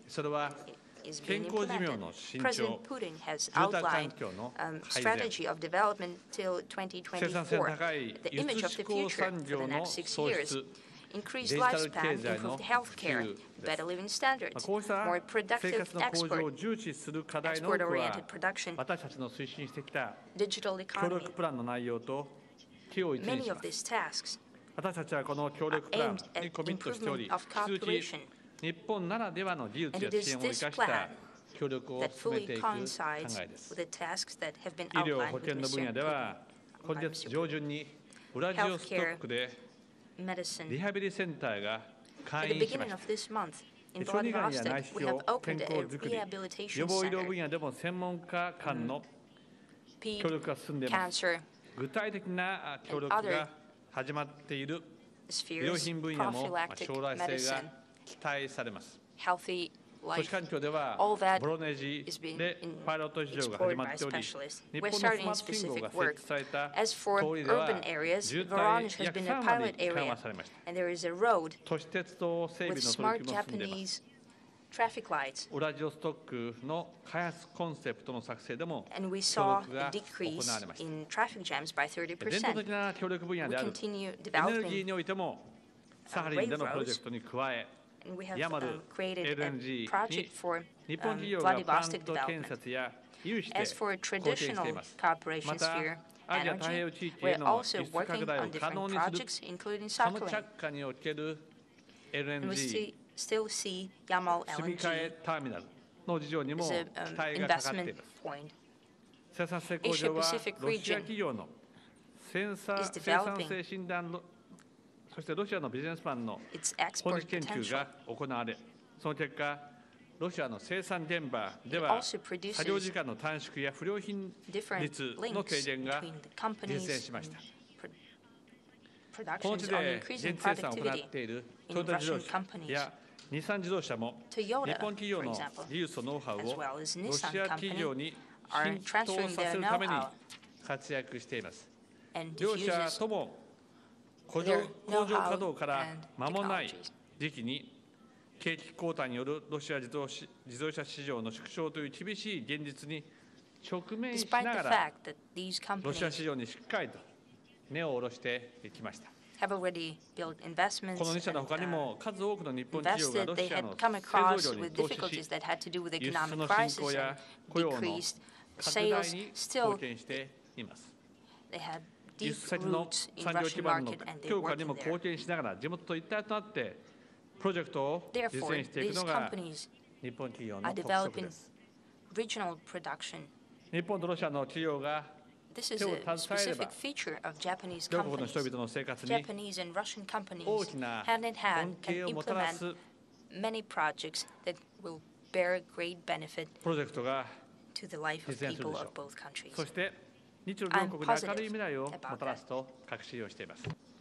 I'm sure that this would help us to create a beneficial future for both of our countries, and I guess that our business dialogue today would be a fruitful platform set and outlook into the future.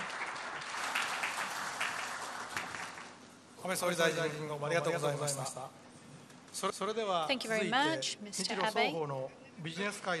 And now we would like to ask the representatives of the business community to ask questions to President Putin and to Prime Minister Abe. On the part of the Japanese business circle, we would like to ask questions, and the first question is from Mr. Asada, who is the chair of the Russian-Japanese Committee on Economic Cooperation. Thank you very much. I am the chair of the Russian-Japanese Economic Committee.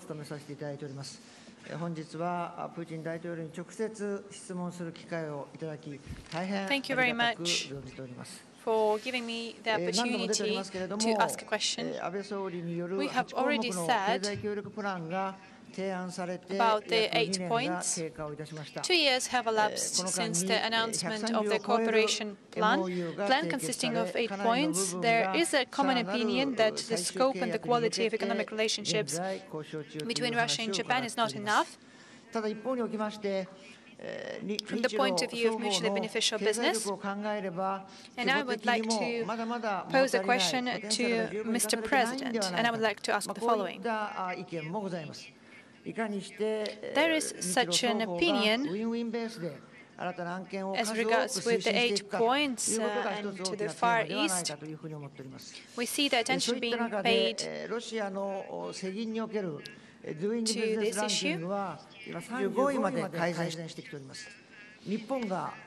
And as for the business climate in Russia, it is getting better, and it's just now on par with Japan. And we are paying special attention to the work carried out in the Far East of Russia. For example, the government of Russia is now implementing a number of measures, such as the free port of Vladivostok, etc., etc. However, Japanese business is not very actively involved in it, and in order to broaden the participation of business, we need to create a relevant infrastructure in the Far East of Russia and to work in various areas, for example, extending fiscal benefits. We want to have a system to have a guarantee for the further improvement of the currency exchange system, etc., etc. If such infrastructure is in place, then the Japanese would be more actively involved in the market. I have mentioned that many a time, but the fact is that the infrastructure, when we work in Russia, is very important. And when we work in Russia, we see the private-public partnership and other measures would create the proper climate for our cooperation and our company. Companies are here today, and this is a great day for us because we have concluded a memorandum on the creation of a network of high-speed railways and a high road that we want to construct in Russia, and this is great news for us. We should work in compliance with the time limits, and I have the following question. What do you expect to see from the presence of Japanese companies, and what additional measures to attract Japanese investors do you plan to exercise? This is my question. Thank you very much. Thank you very much for the opportunity. 続いて、富士フィルムホールディングの助野健二社長に質問をお願いいたします。I would like to ask you to keep posing questions to our leaders, and now the president of the Fujifilm Holding.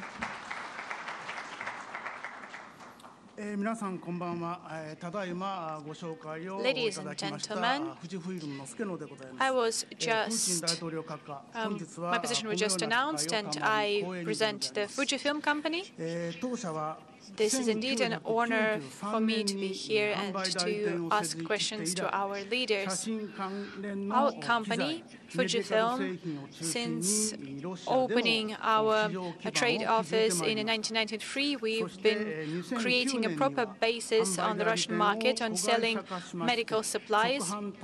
And in 2009, we made this office our branch, our affiliate companies, to start selling digital cameras and medical print materials,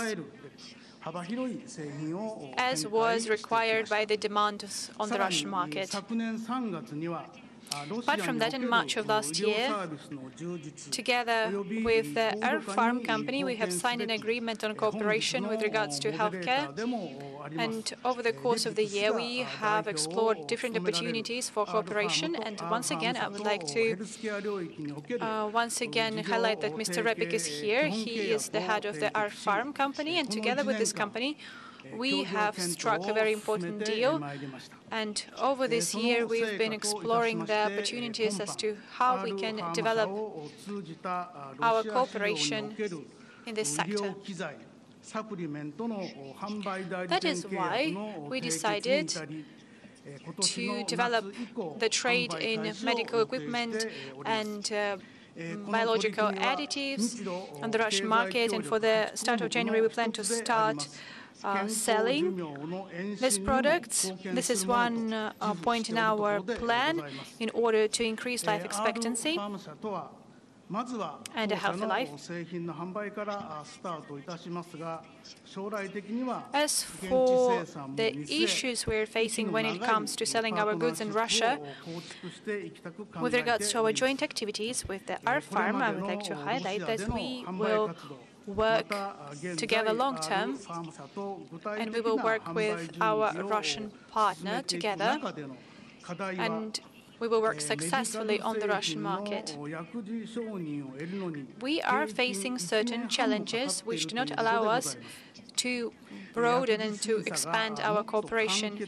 This is due to the licensing limit for drugs, which is on average a year and a half. And despite the fact that this time has been decreased, the average time is still quite long. So in order to quickly distribute high-tech medical drugs in Russia, and to boost the healthcare level, as well as to contribute into the longevity of the Russian people, we would like to refer to you with a request, Mr. Putin, because you might consider easing the procedures and easing the regulations with regards to the medical drugs, which are already licensed in strict compliance with the norms and regulations of Japan. Thank you very much. Now, Mr. Echijime, the president of Yokogawa Electric.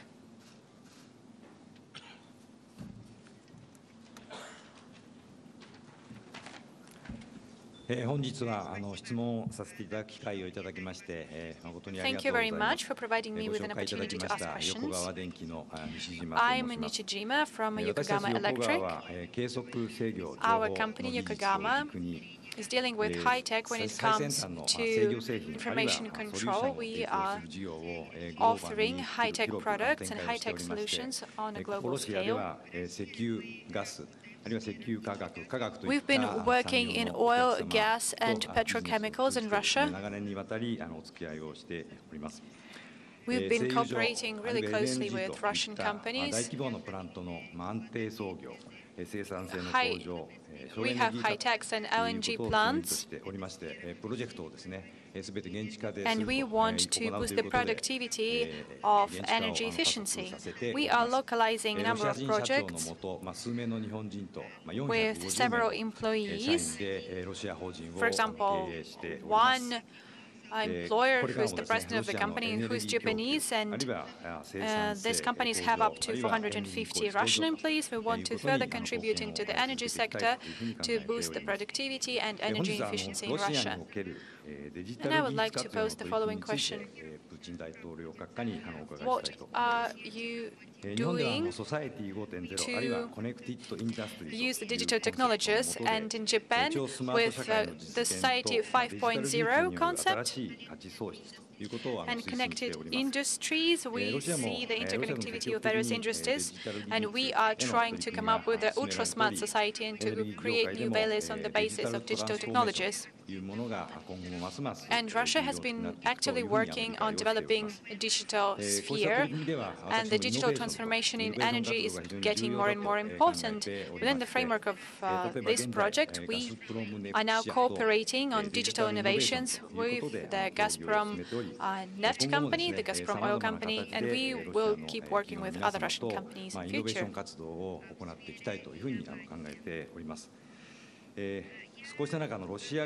When it comes to innovations, that is. I would like to learn whether the Russian government plans to implement support measures to revitalize and to accelerate the cooperation between Russian and Japanese companies. And I would also like to ask you, what strategy do you want to develop in the area of digital transformation for the energy sector in Russia? Once again, thank you for the opportunity to ask you questions.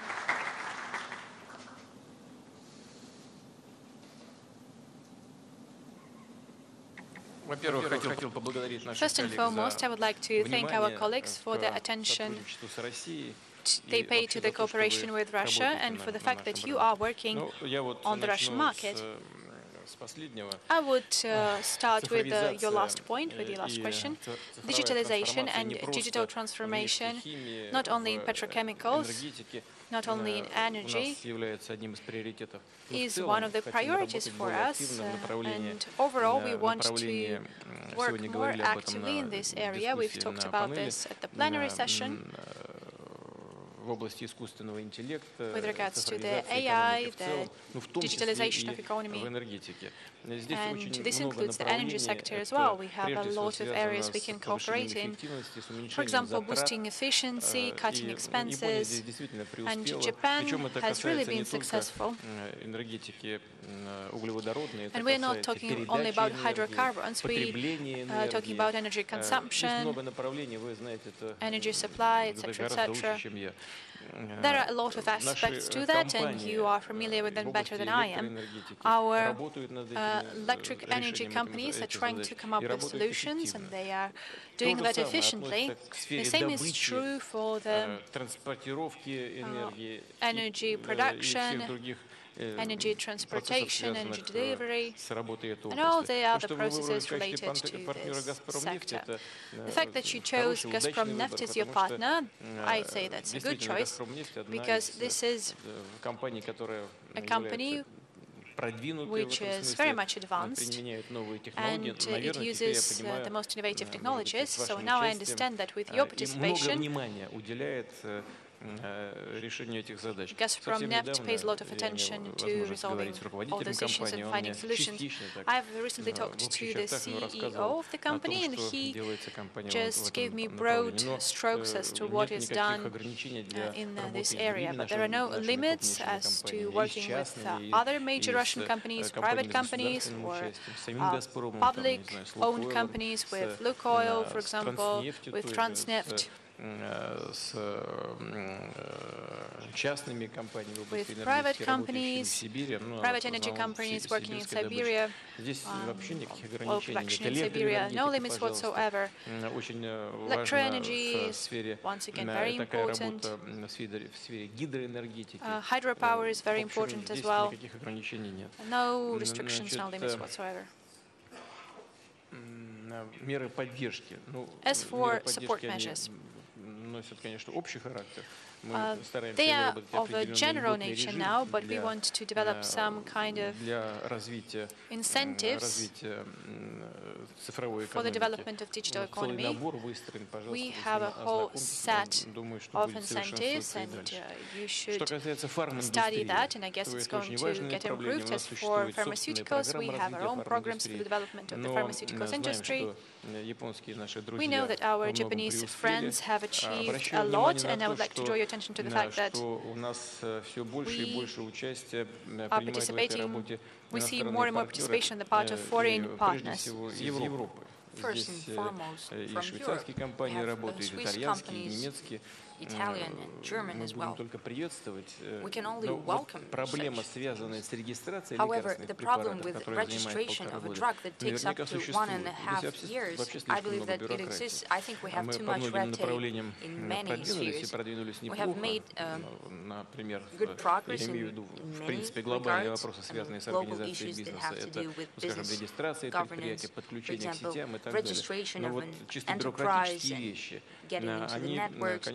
However, administrative issues require additional attention. Can we fully recognize certificates on the drugs that have already been issued by foreign states? I do not know. I think we should consider that. We have our own certification system. It should be just more flexible, that is for sure. And I would like to ask the Ministry of Healthcare to pay attention to that. However, we have discussed it multiple times. I have heard what my colleagues have said. I would like to follow up what is happening in this sphere. Да, у нас есть здесь очень хороший опыт, я уже говорил, когда партнеры наши из других стран работают успешно. Но вот сегодня мы только здесь, в этом же зале, встречались с представителями французского бизнеса. В качестве одного из положительных примеров приводили совместное производство, развернутое в России инсулина и продажи уже на рынке третьих стран. И таких примеров становится все больше и больше. Значит, ну теперь по поводу работы на Дальнем Востоке. Коллега, когда выступал, сказал сам о возможностях порта Владивосток, свободного порта Владивосток. Мы этот режим свободного порта Владивосток с целым набором льгот распространили и на другие порты Дальнего Востока. Но это все то, что у нас предусмотрено в рамках так называемых территорий опережающего развития. Ну, я уверен, что коллеги, которые там работают, они знают, что это такое. Там, повторяю, целый набор льгот, преференций, начиная от таможенного и налогового режима и кончая административными процедурами. Что бы в этой связи мне хотелось сказать? Ну, я знаю, что речь идет в том числе о продлении сроков по некоторых льгот. И мы, конечно, можем над этим подумать. Но мы исходили из того, что нужно сначала попробовать в полной мере использовать то, что на сегодняшний день предложено. Понимаю, что речь идет о более крупных инвестициях, вложения в рамках которых должны окупаться за более длительный период. Давайте мы готовы тоже на это рассмотреть, но тогда нам нужно понять, какие должны быть инвестиции, какого размера и объема, чтобы продлевать срок значит, вот этих льгот, о которых мы с вами говорим. Теперь мы готовы к этой дискуссии. Готовы. Здесь Министерство экономического развития, вот, министр сидит, он слышит. Мы между собой частенько дискутируем на этот счет. Это вот эти 7 лет, о которых, видимо, идет речь, это решение такое как бы компромиссное с нашей стороны. Минэкономразвития часто настаивает на том, что, как вы предлагаете, увеличить срок. Министерство финансов считает, что надо посмотреть, как это будет на практике сначала работать в рамках 7-летнего периода. Мы к этой дискуссии готовы. Теперь следующий вопрос, связанный с валютными рисками и связанный с расчетами. Я сегодня только вот говорил на встрече с руководителями крупнейших информационных международных агентств.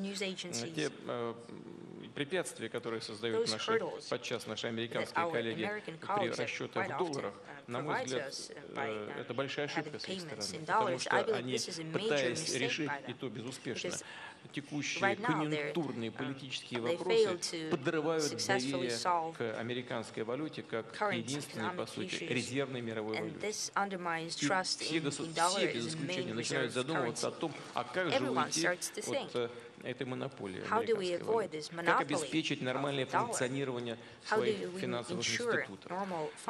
Я думаю, что американские наши друзья должны задуматься. Уверен, что там есть люди, что не уверен, я знаю. Я читаю американскую аналитику, многие подвергают критике решения подобного рода в самих Соединенных Штатах. Но тем не менее это вызывает необходимость подумать о том, как же в этих условиях нормально работать. Есть проблема волатильности иены и рубля, но вы уже об этом знаете, мы говорили, и госпожа Лагард сегодня это отмечала. Все-таки мы можем констатировать, что в последние годы России удалось выйти на очень стабильные показатели в сфере макроэкономики. У нас мы достигли исторического минимума по инфляции. В прошлом году это было 2,5%. В этом году у нас значит, представители экономического блока говорят, это будет около 3 или 3 с небольшим. А представители Центрального банка говорят, что это будет меньше 2,8. Связано, знаете, с чем? С тем, что представители экономического блока хотят побольше потратить денег. И исходит из того, что инфляция немножко подрастет. А представители чисто финансовых властей, задача которых держать инфляцию, они говорят о том, что нет, надо быть очень аккуратными, и мы можем выйти на показатели в 2,8%. При этом золото-валютные резервы растут в России, низкий долг, меньше 20%, государственный долг, внешний. Значит, у нас положительные сальдо торгового баланса 130 миллиардов долларов по прошлому году, 5,1% безработица, то есть, да, и при этом хорошие показатели по росту инвестиций в основной капитал. Если рост ВВП в прошлом году составил 1,5%, то инвестиции в основной капитал были 4,4%. Мы с вами понимаем, что это значит. Это значит, что уже заложен последующий рост на ближайший год. Поскольку инвестиции в основной капитал в 2 раза, даже больше, чем в 2,5 раза, в 3 раза опережают ВВП страны за прошлый год. То есть, в принципе, тенденция очень хорошая. А рубль, он, по сути, сегодня полностью конвертируемый валюта. Давайте будем рассчитываться в рублях. Мы можем выработать такой механизм со свободной конвертацией потом и в иену, и в евро, ну, в тот же доллар. Это все можно точно, совершенно можно продумать. Но над этим только нужно поработать. Я думаю, что вместе с центральными банками, вместе с финансовыми властями, с обеих сторон мы эту проблему точно решим и будем действовать эффективно. Я хочу еще раз всех вас поблагодарить за совместную работу. И вот что бы мне хотелось отметить. Да, проблемы есть. Но вы вот обратите внимание, у нас с Японией с Японией 80 миллиардов оборот, 18 миллиардов оборот, а с Китаем 86. С Федеративной Республикой Германии 50, по-моему, ну где-то в районе 50. Но ясно, что тот уровень, который у нас есть с Японией, абсолютно не соответствует нашему потенциалу. А ведь все другие наши партнеры работают точно в таких же условиях. Значит, почему-то с ними у нас So with them, somehow we have a different situation. We have a very different level and scale of cooperation.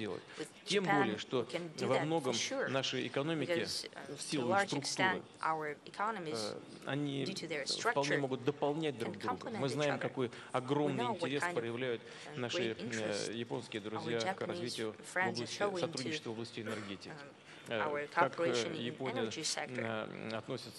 We know Japanese attitude towards buying gas, oil, and oil products. We can do it all. We can jointly develop nuclear energy sector. We have discussed that with the Prime Minister. We can talk about cables and power transmissions. We can talk about transport infrastructure. So if we have goodwill, and I see it on both sides, we're doomed to success. Thank you very much.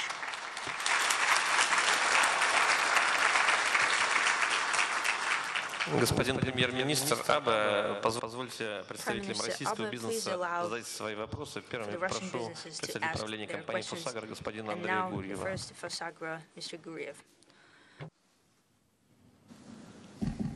Уважаемый Владимир Владимирович, уважаемый премьер-министр Абе, я представляю компанию «Фосагро», это производитель минеральных удобрений, третья крупнейшая компания сегодня в мире по производству фосфорных минеральных удобрений. И я хотел бы привести пример очень удачного сотрудничества между нами, частной компанией, соответственно, японской компанией Mitsubishi. Годовой оборот $3,5 миллиарда, капитализация $6 миллиардов на лондонской бирже, также на московской бирже. Производим в этом году порядка 9 миллионов тонн удобрений, около 9,5 миллионов тонн апатитового концентрата. Очень высококачественная, экологически чистая продукция. Составляем 100 стран мира. Каждая третья тонна удобрений, поставленная сегодня в Россию, это производство компании «Фосагро». Поэтому работаем везде, используем максимально лучшие доступные технологии. Несколько цифр хочу привести. Как ни странно, 40 лет назад в городе Череповце был построен первый японский аммиак компании Toyo Engineering. И это, по сути, стало развитием строительства именно этого химического комплекса, который сегодня является самым крупным цехом по производству минеральных удобрений в Европе, на этой части континента. То есть в Череповце мы производим порядка 5 миллионов тонн разного вида высококачественных удобрений. 4 года назад, еще до 8 пунктов, которые вы объявили, именно здесь, в Санкт-Петербурге, на этом форуме, мы подписали соглашение с компанией Mitsubishi Heavy Industries по строительству нового высокотехнологичного производства аммиака. Это 760 тысяч тонн готового продукта, который мы используем для производства удобрений, карбамида и так далее. Весь комплекс, который мы построили. Капитальные инвестиции на него составили 65 миллиардов рублей, что больше $1 миллиард. Что касается именно строительства аммиака, это порядка $500 миллионов, которые были потрачены на совершенно новый. И сегодня это действительно самый новый в Европе, построенный, уже фактически заработавший с прошлого лета агрегат. Мы стали первой компанией в России, которую напрямую профинансировал JBIC. То есть не через Сбербанк, а именно непосредственно напрямую. Я хочу выразить большую благодарность именно этому институту, с которым у нас выстроились очень качественные и правильные взаимоотношения. Поэтому здесь я говорю как практик. 4 года занял этот проект. Мы его запустили, получили первый аммиак, из него уже производим минеральное удобрение и поставляем его во все уголки мира. Поэтому, конечно, находясь здесь, я хочу воспользоваться этой ситуацией, пригласить вас, уважаемый Владимир Владимирович, нам на предприятие в Череповец. Уважаемый господин премьер-министр, посмотреть действительно на то, как выглядит это прекрасное, новое, самое современное сегодня в Европе предприятие.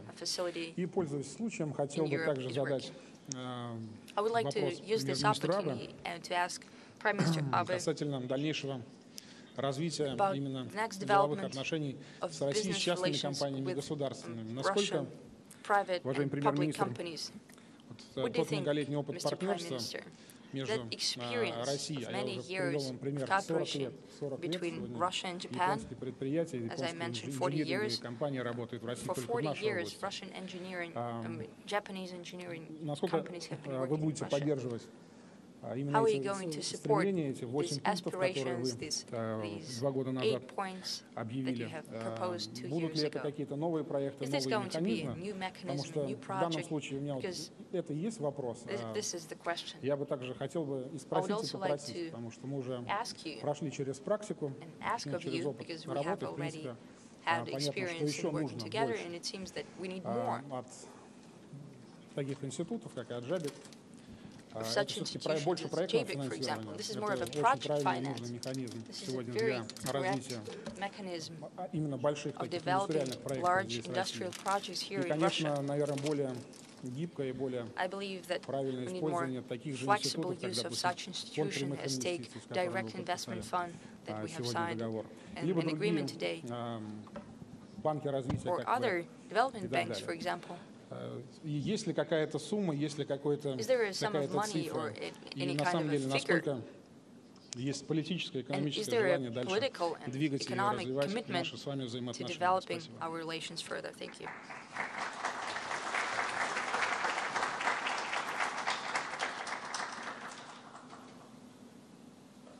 Я просил бы выступить с вопросом господин Троценко, Mr. Tronsenko, who is the chairman of the board of ION Company. 皆さんこんばんは。私はモスクワのアジアアフリカ諸国大学を卒業しました。そう日本語を少しできます。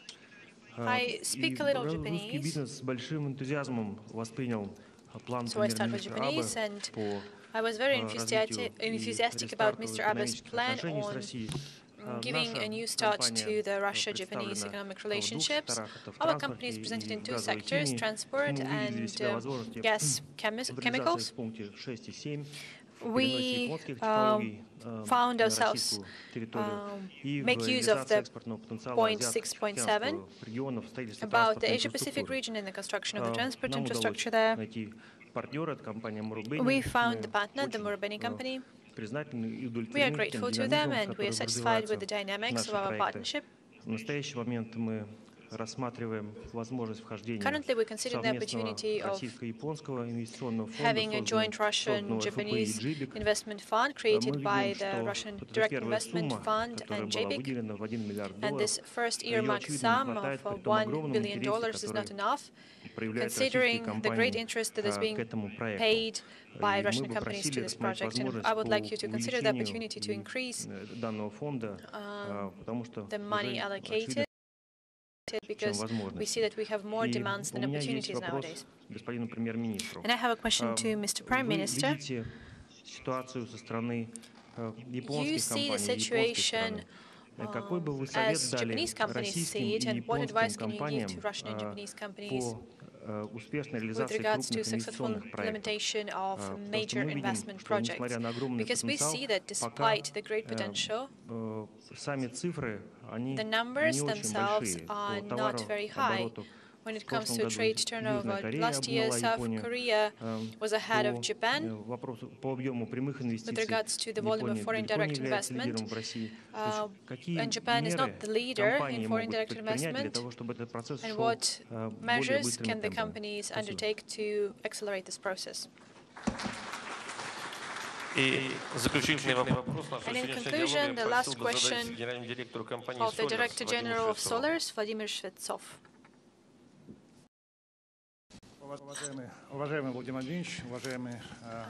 Mr. President, Mr. Prime Minister, Solars company, together with the Mazda company in Vladivostok, is implementing a project on car production, and I am happy to announce that we are building an engine plant. We are going to launch it at the Eastern Economic Forum in autumn. And all the Mazda engines are going to be supplied to Hiroshima in Japan. And Mazda is then going to export these products all over the globe. And this is the great first example of having an export-oriented joint production. And Mazda put its faith in us and decided to integrate with a Russian company to create a global product. And we are now considering issues that we might face in the future. In 2020, we decided to export cars to third countries. As you are very much aware, the Asian market is very attractive, and the Far East is very close to those markets. So we want the end product and the technological products to be exported abroad. And by using this opportunity, Mr. President, Mr. Prime Minister, I invite you, if you have a chance at the Eastern Economic Forum, to join our feast and celebration and to open this engine production plant. I guess this is a very important project, very interesting one, and technological products are also very important export items. Mr. Abe talked about a positive example. Toyota company helped us, and our plant in Ulyanovsk, this is indeed our plant, because we've managed to quality of our products, so I would like to thank you, Mr. Abe. As you are very much aware, Kaizen is a well-acknowledged production instrument. This is the #1 in the world today. And you see that the digital industry is developing in Russia very rapidly. When it comes to digital programming, for example, we have good examples when it comes to digital programs. And now we have this joint group where we want to have a digital Kaizen. So we want to transform your technologies into a digital platform. You see that our technologies are quite successful globally, so we want to come up with such a project. Do you think it is interesting for you? Do you want to support it? Because the digital Kaizen would be very interesting for the third countries. And if we do that, we will have a great example of intellectual export. Thank you very much.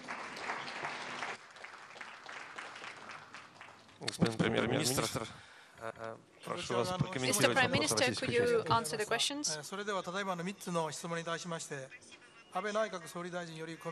Thank you very much for the 3 questions asked. I would like to ask Prime Minister Abe to answer those questions. Thank you very much. Between our countries, we have seen business develop, and business unions have been struck to develop it further. I would like to thank all those involved. We do not have a peace treaty in place between our countries. We are working on the intergovernmental levels. On the part of the government, we are trying to revitalize business connections. A lot of work has been done before. That is why last year with President Putin, we had talks in Nagato in order to make a U-turn in our cooperation area. We do not want to say that we do not have a peace treaty and that's why we should stop working together, that we have restrictions. We are not going to talk about that. We are expanding our opportunities. When we were trying to borders, we started to understand that our prospects are expanding. So we need to look at particular countries and to develop together. This is how we can create trust, which might be the groundwork for signing of a peace treaty. And the government will help to develop business relationships between our countries. And a proper tool for that is to implement the 8 points. That is why we need to invest successfully beyond the borders of our country, and to do that, we need to rely on the proper investment climate. So naturally, Japan has a lot of know-how, including Kaizen, and the Japanese government supports the activities of Japanese business. The stable legal system is very important. In September of last year, we made amendments to the treaty, which was signed back in the USSR days, about the avoidance of double tax duties. And I guess that Russia should do the same. Financial sector is very important as well. To implement the 8 points of cooperation plan in September of last year, JBIC, together with the Russian Direct Investment Fund, have created a joint investment structure with $1 billion as their budget, and they have already invested in 3 projects. We are adopting new measures to cooperate in the Far East. In February of this year, JBIC, together with the Agency on Investments and Import Development and other organizations, have created a joint venture in order to develop and draft new projects. This company will provide support for Japanese companies in their investments in the markets, in innovative markets, in order to tap into the hidden potential of the Far East. We want to organize the joint public-private missions in future in promising areas such as agriculture, forestry, and fisheries. The Japanese Center is providing support to Japanese companies by conducting business matching. It is very important to have this mutual trust. I've heard that if you lose somebody's trust, you cannot recover it. I guess we have the same saying in Japan, and you have the same saying in Russia. And in order to have business in Russia, we are working with the legal and the financial systems. I've heard that the business climate in Russia has been developing dynamically. At the same time, the Japanese business still expresses a concern about the need to improve this licensing situation and to accelerate this procedure, as well as maybe amending certain laws and regulations. And we hope that Russia would respond to this suggestion so as for the Russia-Japanese relationships to yield some fruit, some tangible results. Our joint efforts are supported by Japanese industry. This know-how would be very useful for the Russian economy as well. And for that, I would like to accelerate the cooperation between our countries in accordance with the plan of action that we have. Technologies keep developing every day, so we need to consider formats of cooperation which would be in line with those changes. For example, the AI and Internet of Things, which connect people to things and create new competition in a new society, in the Society 5.0. And people have different skills and different expertise, and thus they can create different innovations. We would really want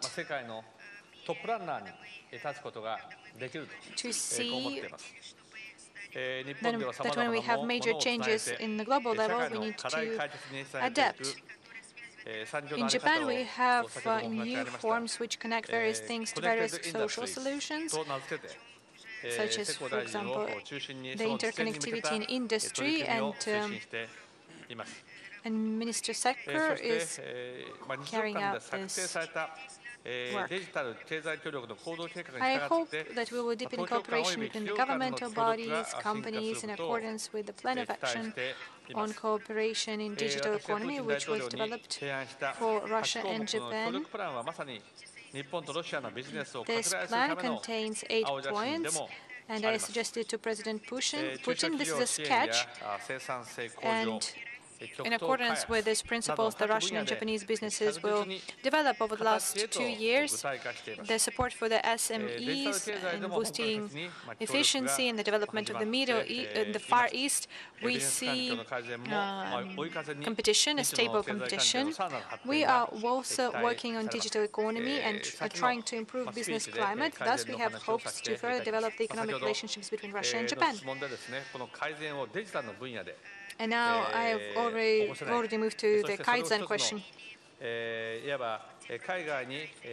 And you talked about the digital Kaizen. I think it's a very interesting idea.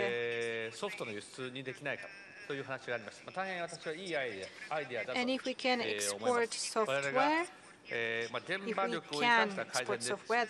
be a wonderful idea. We hope that we can use our new technologies in Kaizen and digital area, and we want to work together, Russia and Japan. 2 years ago, me and President Putin have decided that economic cooperation should be expanded.